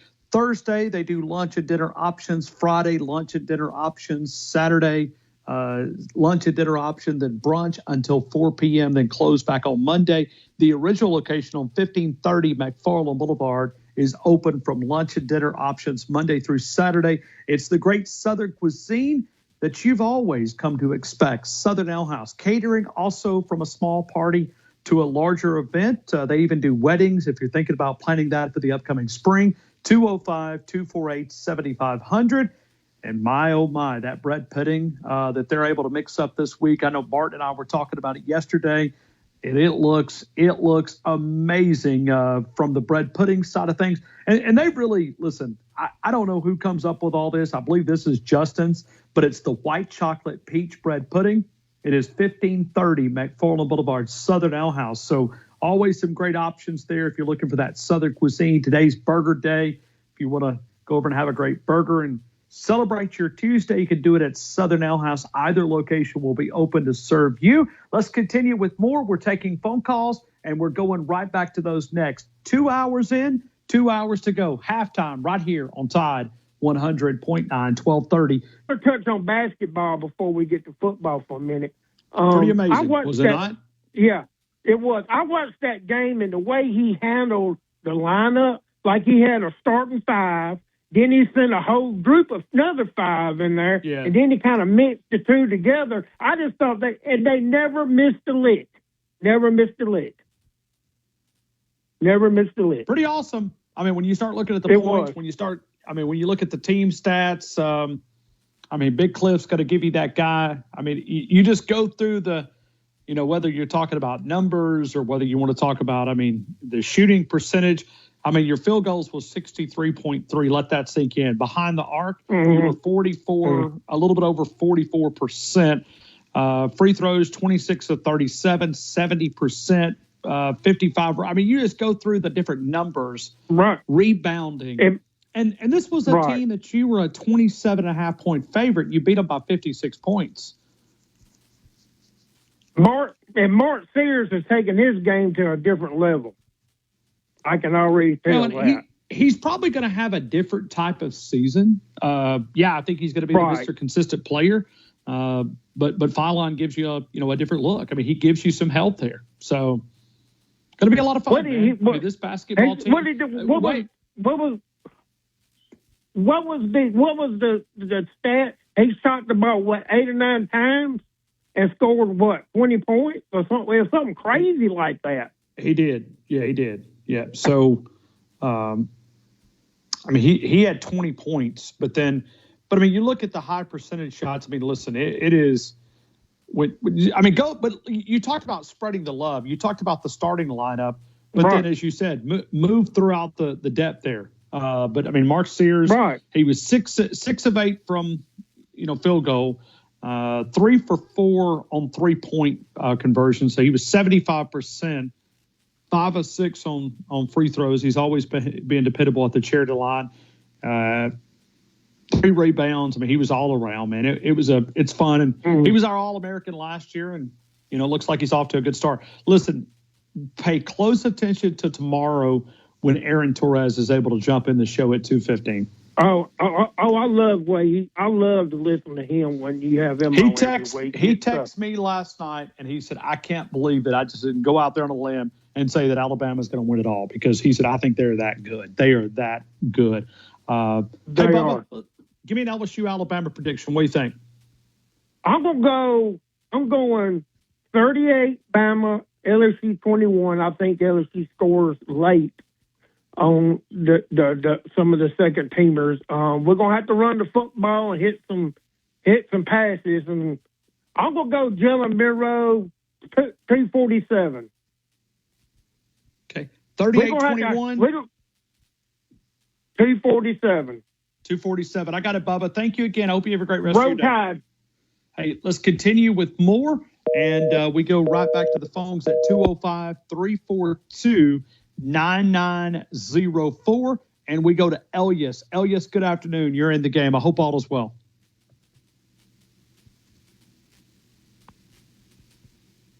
Roll Tide, Ryan. How you doing today? Yeah, good. Roll Tide to you. Hope all is well. Yes, sir. Yes, sir. Man, you playing some good music earlier. Had some flashbacks. Not playing any of that. That's Jaisha. See, those compliments go to Jaisha. Well, Jaisha, you're doing a great job. Keep it up. Great job. She mixes the hits. She mixes the hits, but I got to get her to play another Tina Turner song. Okay. The best because Tina Turner's. I don't know if you realize this, but see, she sings Alabama's theme song. Okay, did not know that. I'm learning something new. Yeah, simply the best. I mean, don't you think that? I mean, we're simply the best. I mean, that's absolutely. I know that's not what she's talking. That's not what she's talking about. But yeah, right. It applies to football as well. Yes, sir. Yes, sir. Man, I'm enjoying this weather today. We had a little rain earlier. I wish we had a little bit more, but I'm enjoying this weather today. Got out and boat just a little while ago. Just got done right before I got on the call, so happy with that as well. So, hey, how big was the polling where you were at? Was it full? Was it busy?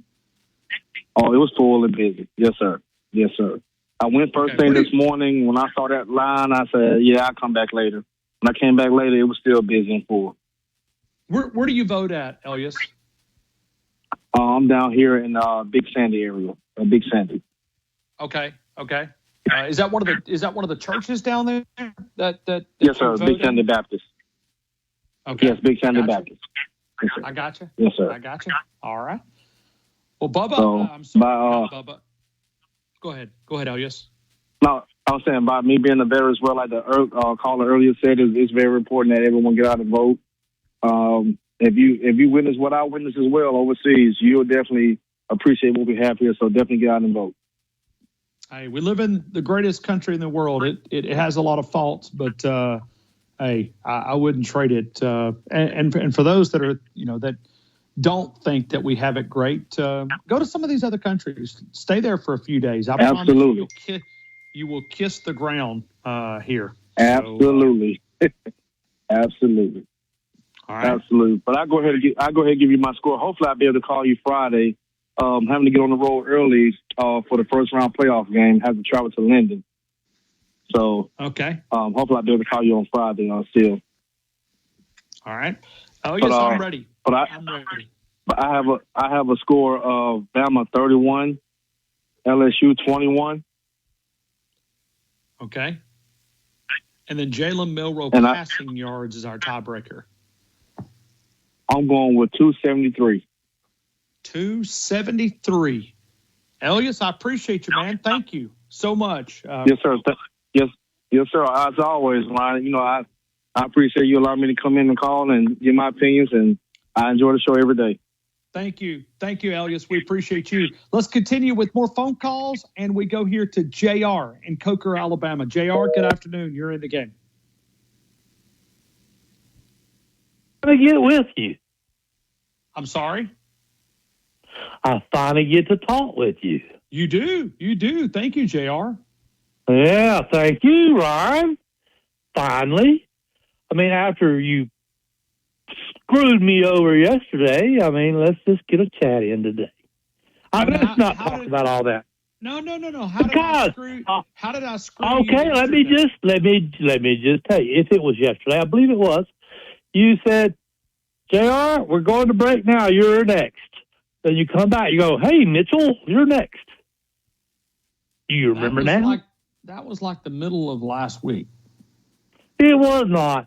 I'm not that daggone far gone. It was yesterday. But anyway, it doesn't matter. Mitchell called in. 2.5 years of you disrespecting me doesn't matter now.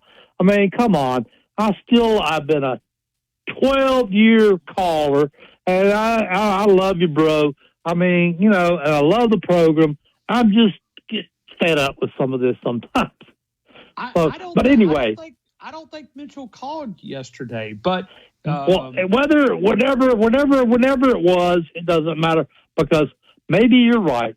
I mean, I'm in a lot of health issues right now. One, with the head injury, the concussion that I have has lingered for way longer than it should have, and I'm still dealing with it. But yeah, and so that and many other things. But I'm sorry, Ryan. I don't mean to be barking up your tree so bad. Fine. No. I was just making sure that I don't remember what I did this, but well, you did it yesterday. But anyway, it was still, it's just something that lit me up, and I hung up on you. I did not even hang on. You came. I didn't even listen no more. Mitchell won the prize. That's why because I heard you go, Mitchell, you're the winner, and I hung up. That was yesterday. And so anyway, so you remember now, don't you? I don't. You're solid because, yeah, it was the truth. Anyway, I'm still with you, brother.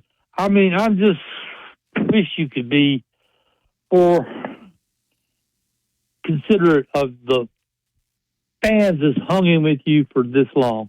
12 years. I've promoted you. I've given every friend I know this program's number and get involved. And 3 or 4 of them are. And I'm not even going to go there. But anyway, I love you, brother. Let's just get with the next thing going on. Yeah. And that is the voting going on right now. You know what, Brian? I'll give credit for that being what really got me so riled up. Democrats. Okay. So you said a while ago, flip the coin when you go to vote if you hadn't already decided on what you want to do. It's heads No, I'm Trump. saying if you're undecided, okay. That's what Like I said. If you're undecided, flip a coin. I said heads Trump, tails. I want to say jackasses, but that's not. I couldn't say that on air. I'm sorry. Are you there?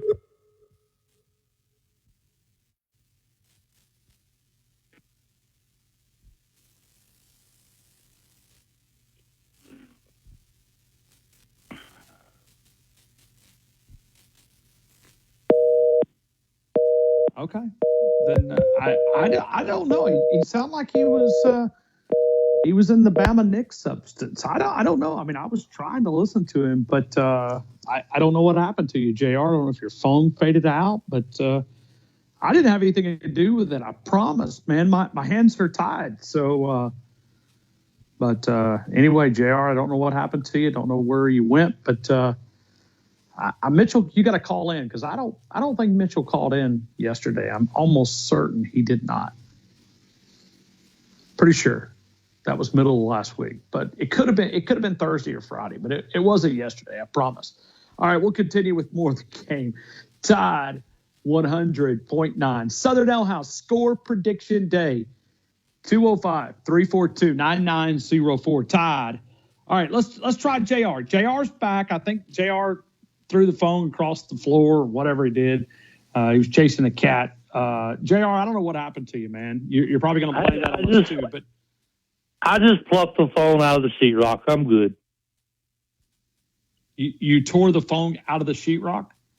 Yeah, I just plucked it out of the sheetrock. We're good. Listen, I just want to give you a score prediction before I get too carried away again. All right? JR, I know. JR, can I ask you a personal question? Sure. Are you you having some fun on a Tuesday afternoon? I already said yes just before you even asked me. I said yes.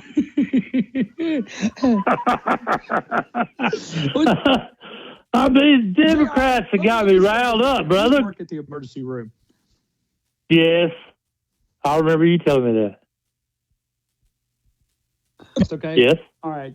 I worked at the trauma center for a lot of years, okay? Uh-huh. I can spot an intoxicated person very, very quickly. I'm not going to deny that. I worked in that environment. And yeah, so I could tell you were having some fun. Well, let it rip, man. Just don't get behind the I'm wheel. sorry. It's not even Friday, but I'm still doing a free-for-all. But, yeah, anyway. What's your beverage of choice this afternoon? Oh, it's just wine. Red wine is what my doctor said is about the only thing he could say semi-okay with, in moderation. Yeah, a little bit of that does you fine. Yes. So, hey, Jaisha, play red wine.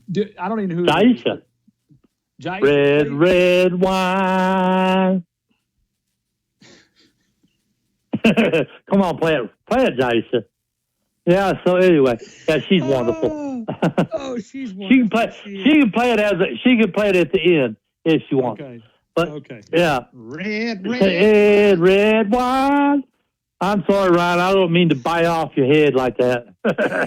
But I mean, you were wrong, but either way, I'm accepting it. So all right, here we go. I was right. Nope. Because the guy that you accused of sent me a message and said he did not call yesterday. But either way, I didn't. You said I didn't call yesterday. You said man. Yesterday. All right. Well, I know, but I called and you cut me off. Said never mind. Red wine. Thank you, Jaisha. All right, give me a score, JR. All right, I'll do that real quick before you cut me off again. All right, I'm going to say 13-10, Bama. 13-10, Alabama. Jalen Milroe passing yards. 110. You hear me? It's out there, and don't drink and drive, man. I'm not even. I'm at home. Have a great I'm at home. 13-10. and how much does that say passing yards? 110? 110. 120? Yeah. Yeah, that's good. That sounds good to me because I think it's going to be a windy, low-scoring game. I got you. Did you vote for Kamala? Oh, yeah, sure, brother. That's why I'm so pissed off that she's losing. She's a loser. She's a loser. I don't even know what to say. Thanks, JR. Get out of here, man, before you get me fired. I don't even know what to say. I mean, Jaisha, Simon, maybe you guys could get it to break. Just play Red Wine. We'll continue if I can get my composure back coming up in a couple of minutes. Southern Ale House Score Prediction Day right here on the game. T-Town Tide 100.9 12. Family. Let's continue with more phone calls, and we go to Josh in Georgia. Josh, good afternoon. You're in the game. I hope all is well. Everything's great, Ryan. So, sorry I haven't checked in the last couple of days. Friday, I come sick to myself. And then yesterday, I started that new job I told you about a couple of weeks ago. So, 2 days in, and it's going good. You like it? Oh, yeah. Like I said, working for my former boss that I worked for before, and he is a Dogs fan, unfortunately. But I don't rib him too much. I got you. Are you doing the same type of job? I am. It is. It's the same type of work. So they're in the carpet mill that I talked with you before. So, and then it turns out the guy above my boss is an Auburn graduate. So I haven't picked on him too much yet either. So, but, I mean, Auburn's so bad, we don't even want to pick on these guys. I know it. I kind of feel bad whenever I pick on Auburn. Not. As you should. As you should. But I knew I had to call in either today or tomorrow on Score Prediction Day and get my score in because we was on the bye week last week. And we got a little bit of help Saturday, so thank you for the teams that helped us.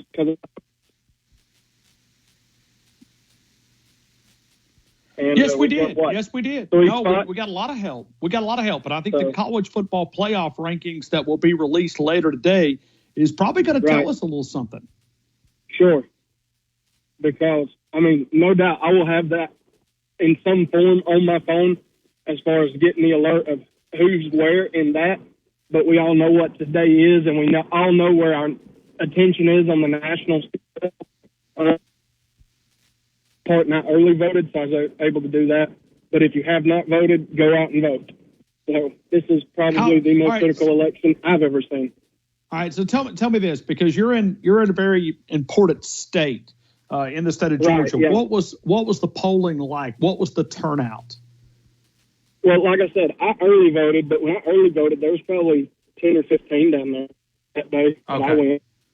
Okay. So you don't know what today's turnout is going to be. Okay, not today, but I'm sure it was full because the fire hall, my actual precinct is a fire hall about a mile from my house, and I'm sure it was full. So I can just bet on it because I know the precinct and I know kind of how many people live on this end of the county where I'm at. So I'm sure it was full from 7 to 7. Well, I mean, it ain't 7 yet, but I'm sure it was full and still is. So. But, gotcha. But anyways, so we're just, I did my part, and then I'm, as a Christian, I just say the good Lord knows what the outcome's going to be, and no matter what way this thing swings, he's still on the throne, he's still in control. So, but, we obviously have a way we want it to go, but you just don't know. So. Yeah, that's right. That's right. All right. Well, Josh, let's talk Alabama and LSU. What do you think? Yeah, buddy. I'm looking forward to this game. I always love playing LSU just because that's one of those rivalry games. And we've talked about it before, me and you specifically, how LSU's kind of jealous. They feel like they should have had that 17-year run that we have had these last several years, and they feel like they should be the one on top of the mountain. So I feel like they take it a little bit personal, but I do too because purple and gold, man, that's almost as ugly as Navy orange together. So, but I'm feeling good about it. Are we expecting some weather for this game? Am I hearing that, or is that going to kind of be? All right. So, and we actually, and I don't mind going back for just a couple of minutes. Right. James Spann is our meteorologist here at Tide Right. 100.9 and Town Square Media. Let me just read you what he put up a couple of hours ago. He put this up at 3:30, and it says football for the Alabama LSU game in Baton Rouge Saturday evening, 6:30 Central. The sky will be mostly cloudy with showers possible during the game. The amount and duration of the rain will be determined by the track and timing of the tropical system in the northern Gulf of Mexico. While it will be the process of dissipating, it still could bring deeper layer of tropical moisture into southeast Louisiana Saturday. For now, we are not expecting it to rain all evening, but showers are certainly possible during the game. Watch the forecast changes as we get closer to the weekend. So there you go. Yeah. So, because with that new job, I used to catch you at 2:30, and then I'd listen the rest of the day, but now I'm catching you at 3 o'clock, so you're an hour in instead of 30 minutes in. But anyways, I feel good about this game. Yeah. Well, don't let them take away from you calling into the program. We always enjoy No, your I'm not. chats. Hey, so what I get to do now, I never could wear an earbud in my ear at the other job, but our boss down here, he's letting us wear an earbud. So if I'm able to, and I'm not done it yet because I'm usually got my music going and I'm just going away at doing my job, and but I can turn you on and I can listen to you, and I need to whenever you 3 o'clock my time, which is 2 o'clock your time. I need to go ahead and just cut you on right quick and then just listen to you and then just call in once I get off. But anyway. we can get you all the way until the end of the workday whistle there. But all right, Josh, give me a score. What do you think? 38-17, Alabama. Okay, 38-17, and we'll go Jalen Milroe total passing yards. Let's go 230 even. All right, 230 even. 230 evening. All right. Okay, 38-17, 230. I got it. Yeah, buddy. Josh, all right. I appreciate you, man. Yeah, buddy. Have a good evening and roll Tide. Hey, right back to you. Let's continue with more phone calls, and we go to Jared in Houston, Texas. Jared, good afternoon. You're in the game. Good afternoon, Ryan. What's happening on this fine election day? Man, I'm good. You gonna let Texas go blue? Nah. You Ain't sure? gonna happen. Okay. Yeah. Okay. I'm sure. All right. So now you had a big prediction a couple of weeks ago on our, or maybe it was last Friday. I maybe JR's got me all confused, but whatever it was, the electoral deal. Yeah, you had 320. You still feel that way? No. I said 410. Oh, 410. Okay.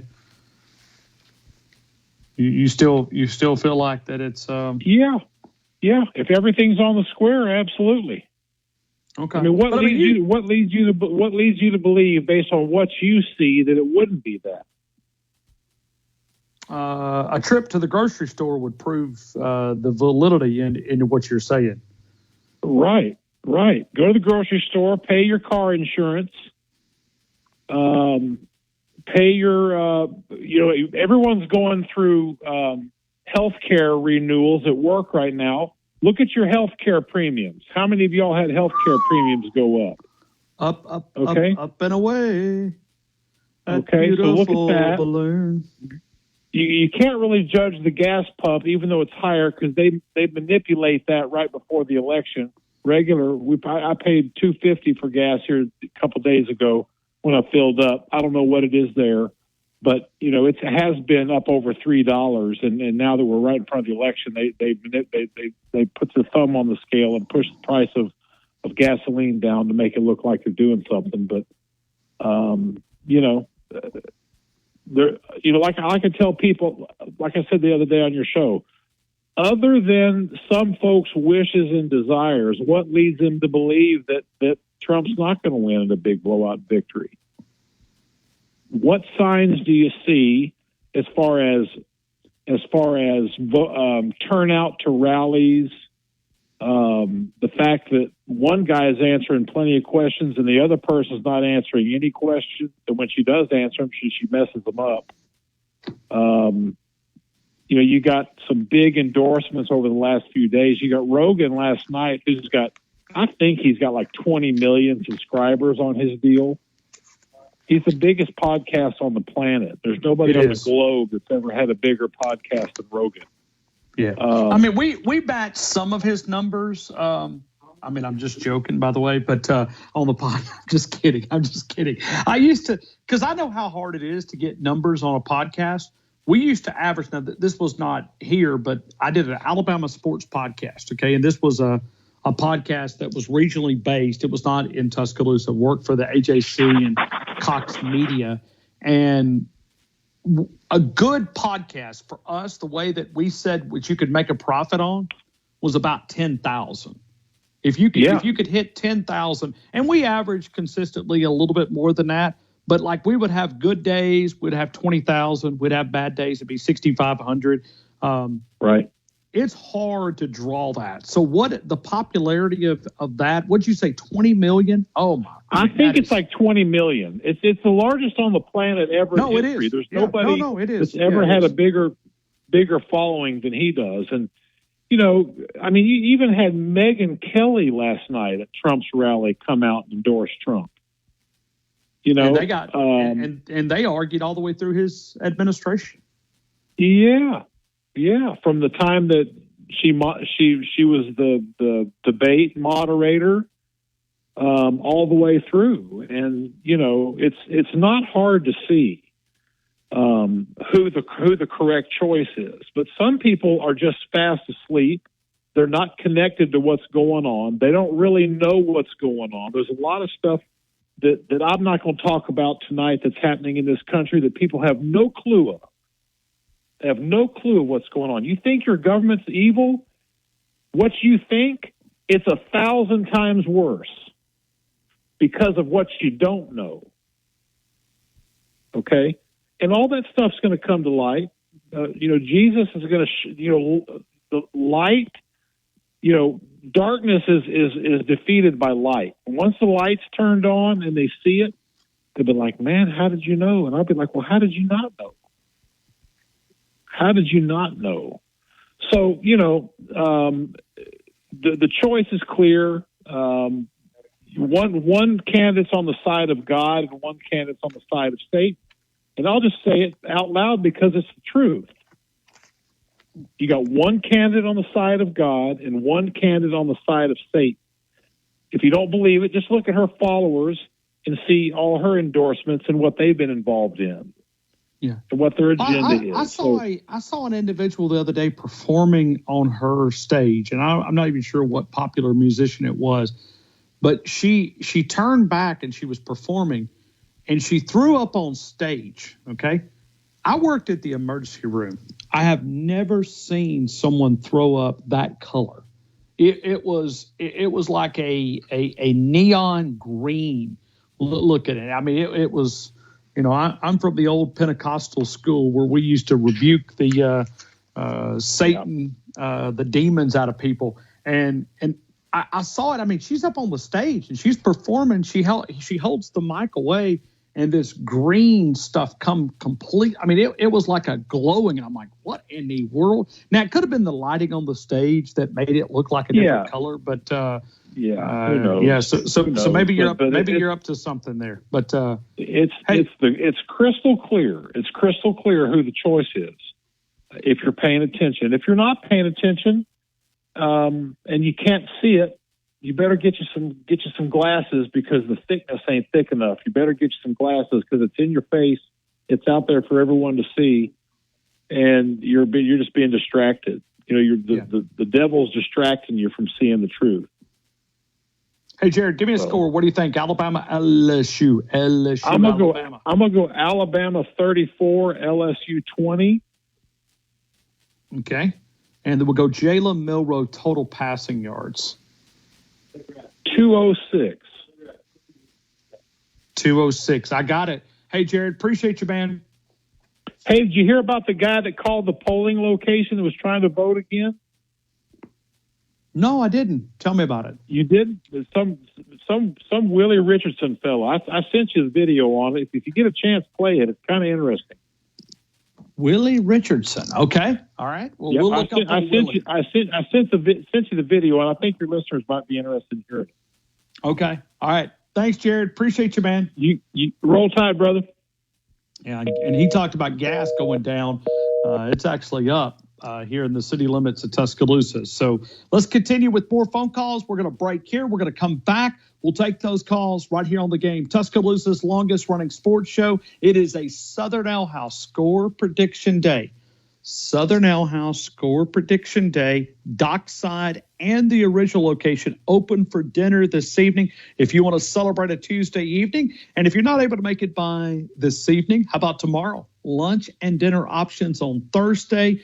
Dinner tomorrow at Dockside. Lunch and dinner tomorrow as well at the original location. So it's Monday through Saturday, lunch and dinner options. And then Dockside, you got closed on Monday, Tuesday, Wednesday, dinner only. Thursday, lunch and dinners, Friday, lunch and dinners, Saturday, lunch and dinner, and then brunch until 4 o'clock at Southern Ale House. All that great Southern cuisine. Let's continue with more of the game. Free quote today. Call 800-281-1240. That's 800-281-1240. 800-281-1240. WTBC Tuscaloosa and W265CG Tuscaloosa, a Town Square media station. Tide 100.9 and streaming on the Tide 100.9 app. From the Fox Sports Studios in Los Angeles, here's Kevin Wyatt. NFL news this morning. Cowboys owner Jerry Jones appeared on 105.3 FM The Fan in Dallas and announced that quarterback Dak Prescott will be out for some time. It's extended period of time here, so I wouldn't dare make a prediction when it could be. It's likely we'll IR him, so we'll see kind of how his rehab goes. Injured reserve would have Prescott miss at least the next 4 games. The Cowboys making a trade this morning, acquiring Panthers wide receiver Jonathan Mingo in exchange for a 4th-round selection. The Detroit Lions are acquiring Browns pass rusher Zadarius Smith. They'll also get a 2026 7th-round pick in exchange for a 2025 5th-round pick and a 2026 6th-round selection. And Khalil Herbert going from the Bears to the Bengals.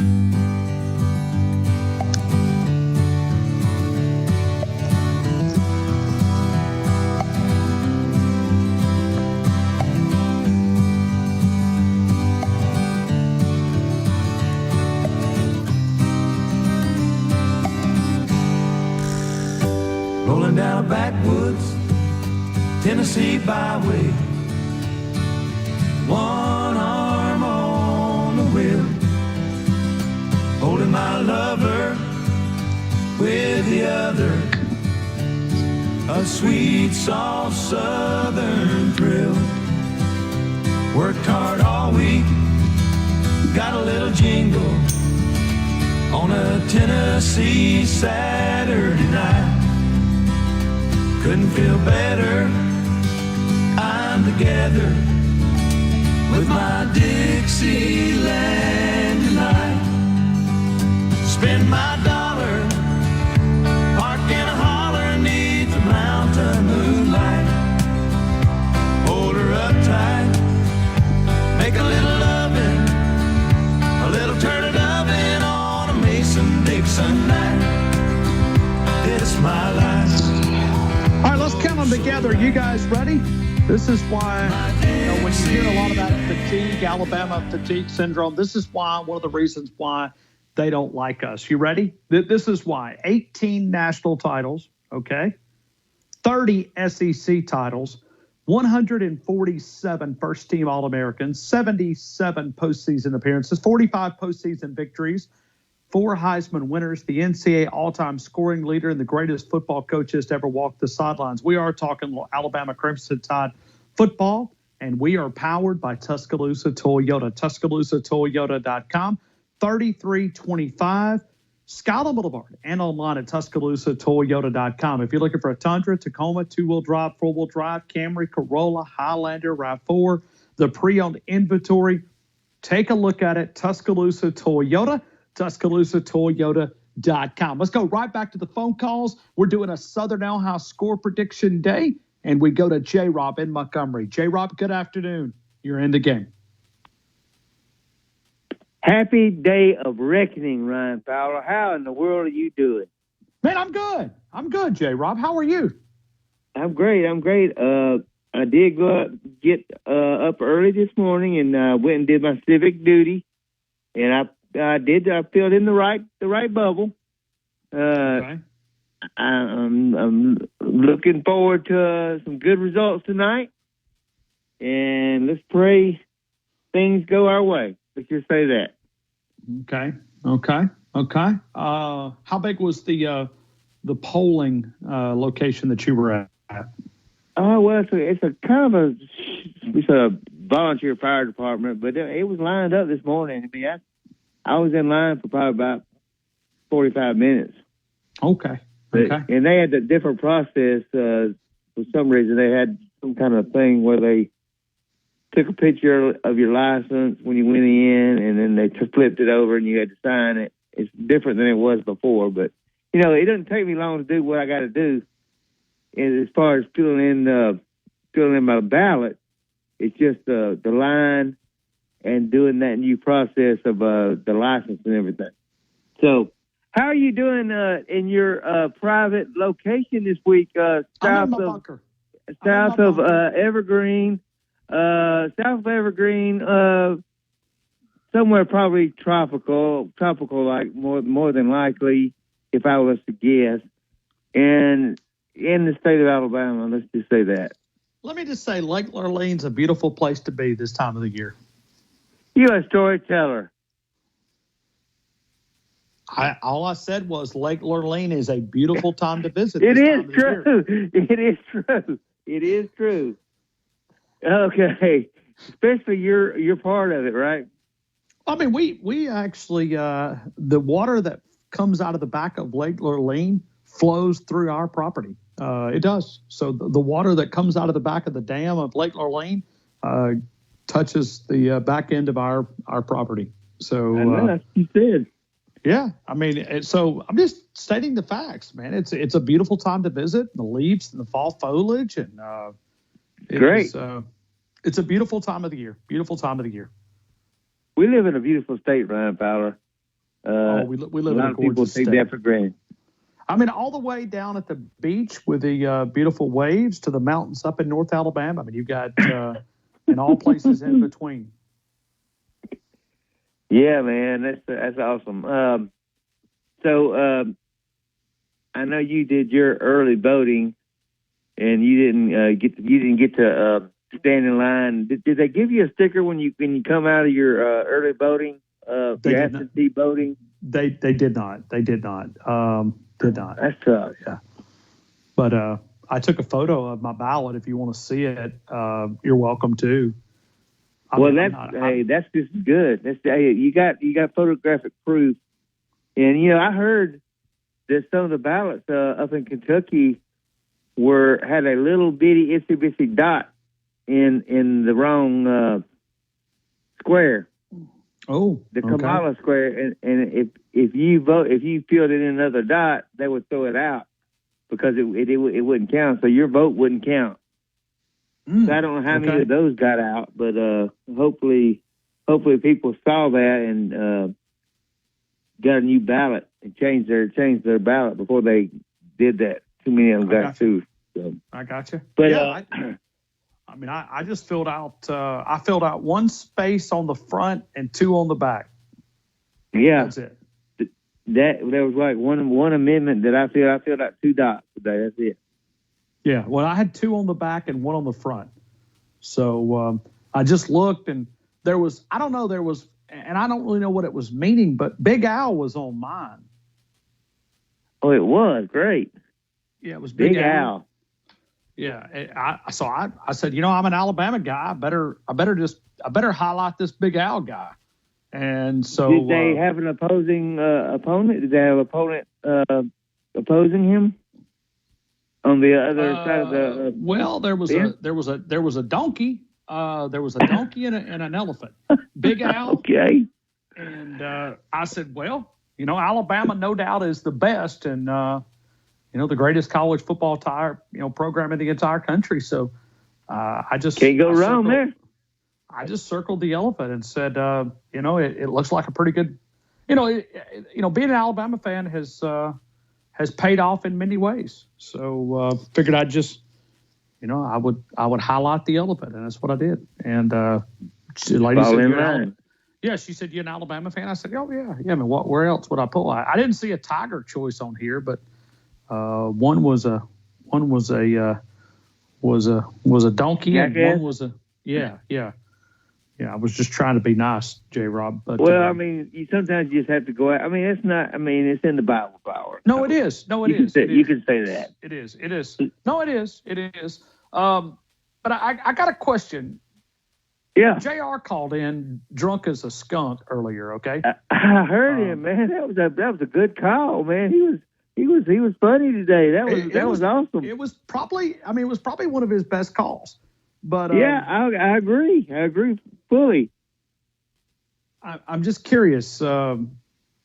He said Mitchell called in yesterday. You and Mitchell were buddies. Did you hear Mitchell call in yesterday? I did not hear Mitchell call in yesterday. Okay, I didn't either. So although he is looking at the results for tonight's election delegates, real close, as is Bubba. So that's just something I've heard. Little Bird told me. Okay, I got you. Well, good. We'll see if we have good news or bad news, or I mean, I all I can do is cast a vote. I only get one. Yeah. I hope that this decision is made early tonight, and they call it early, and we can get some sleep. But last time they pretty much called it, and we woke up and it was not good news. So yeah, there was a water leak that caused the ballots to get all messed up. So we'll and closing in Atlanta somewhere in Fulton County. I mean that's what and it was some windows, shades being closed, and that kind of stuff going on over in the different parts of of Georgia. So I don't know, but that's what I heard was going on. So anyway, but I'm going to go ahead and stop fooling around and give you a score, and so some other folks can get in and give their score, because I know tomorrow is going to be a busy day. Got a lot of guests. Looking forward to all of them. Josh and all those guys coming on tomorrow. It's going to be very interesting.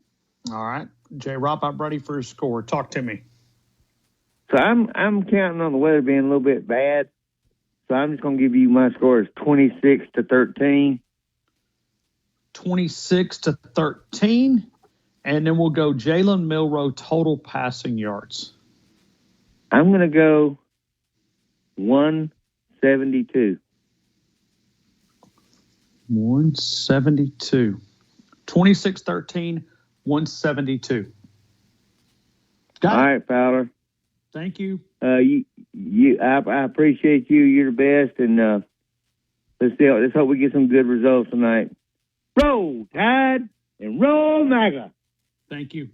All right, let's continue right here on the phone calls. Let's continue with more of the game, and let's go to Stephen. Stephen, good afternoon. You're in the game. I hope all is well.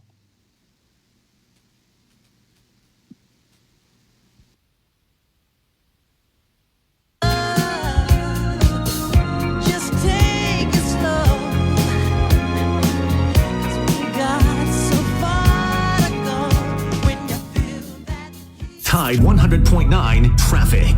Tuscaloosa traffic now from the Townsend Nissan Traffic Center. We do have inclement weather, but traffic for the most part, it's not doing too shabby. We had some earlier problems on 359 right around University. That's since cleared. And now we're looking at construction delays on 2059, this in the southwest direction. On every in-stock 2025 Nissan Sentra with 30 available plus every 24 Kicks and Versa in stock. Don't wait, these units will fly away from Townsend Nissan. Nuke's Eatery, they're on the fringe of the campus of the University of Alabama, close enough that you can smell the championships. The Nuke's Q sandwich, still the number one sandwich across the franchise. The French dip sandwich, I think, is going to challenge for that number one spot. The double club, the single club, you can pair those up with a great sandwich, salad, California-style pizzas, all available for catering from a group of 5 to 500, a small office party to a large corporate event. Joel Bromfield, they've done a great job for my family. They'll BMW Tuscaloosa has it all ready to upgrade your drive. Enjoy those special interest rates as low as 1.9. Plus, don't miss out on incredible rebates on new BMWs. Get $5,000 off our new 2024 X3, X7, and 2 Series inventory.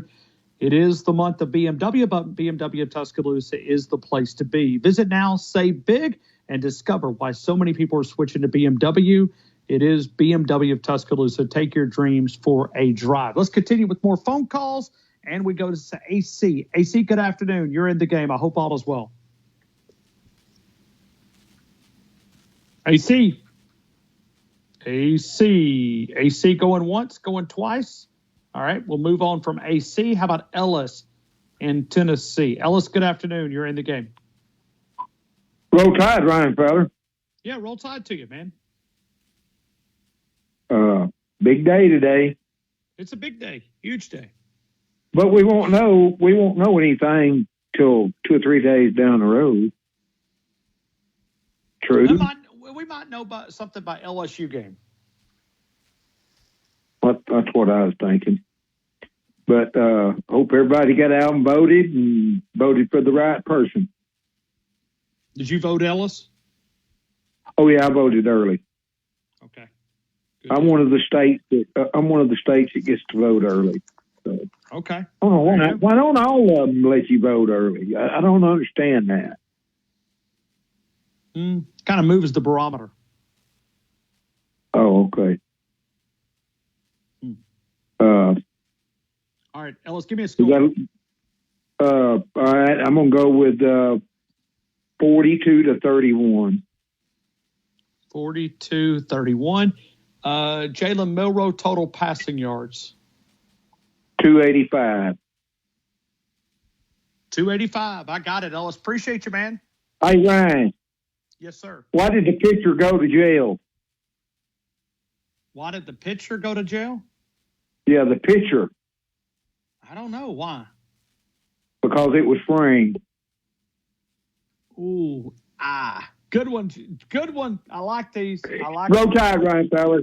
Hey, thank you so much. Hey, Rocket, man, let me go to you, but give me a score. That's about all I've got time for. I'm sorry. I'm just out of time. I want to get your score in, though. Oh, brother. Okay, 24-21 Bama, 176.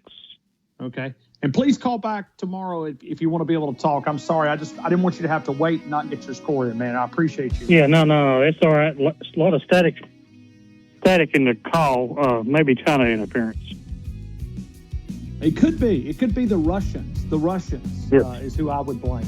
So, hey, thank you so much, man. Appreciate you. Yeah, see you. Man. All right, big thanks to Jaisha. Big thanks to Simon. Simon picked up a big award over the weekend in Missouri. Congratulations. He won one of the top honors in our region, and we appreciate him for what he means to our show. But congratulations for him and Northridge High School for taking home the big prize. Hey, that was awesome to see, and I appreciate Simon sharing that with me on Sunday evening. He's part of our team each and every Tuesday and Thursday. Congrats to Simon. Jaisha, appreciate you as always. I want to remind you that we call this program The Game. The only way that you can win the big game, the game of life, is to walk daily with our Lord and Savior, Jesus Christ. Good night, T-Town. I'll see you tomorrow at 2 with a big show lineup for you. We'll talk to you then. Roll Tide.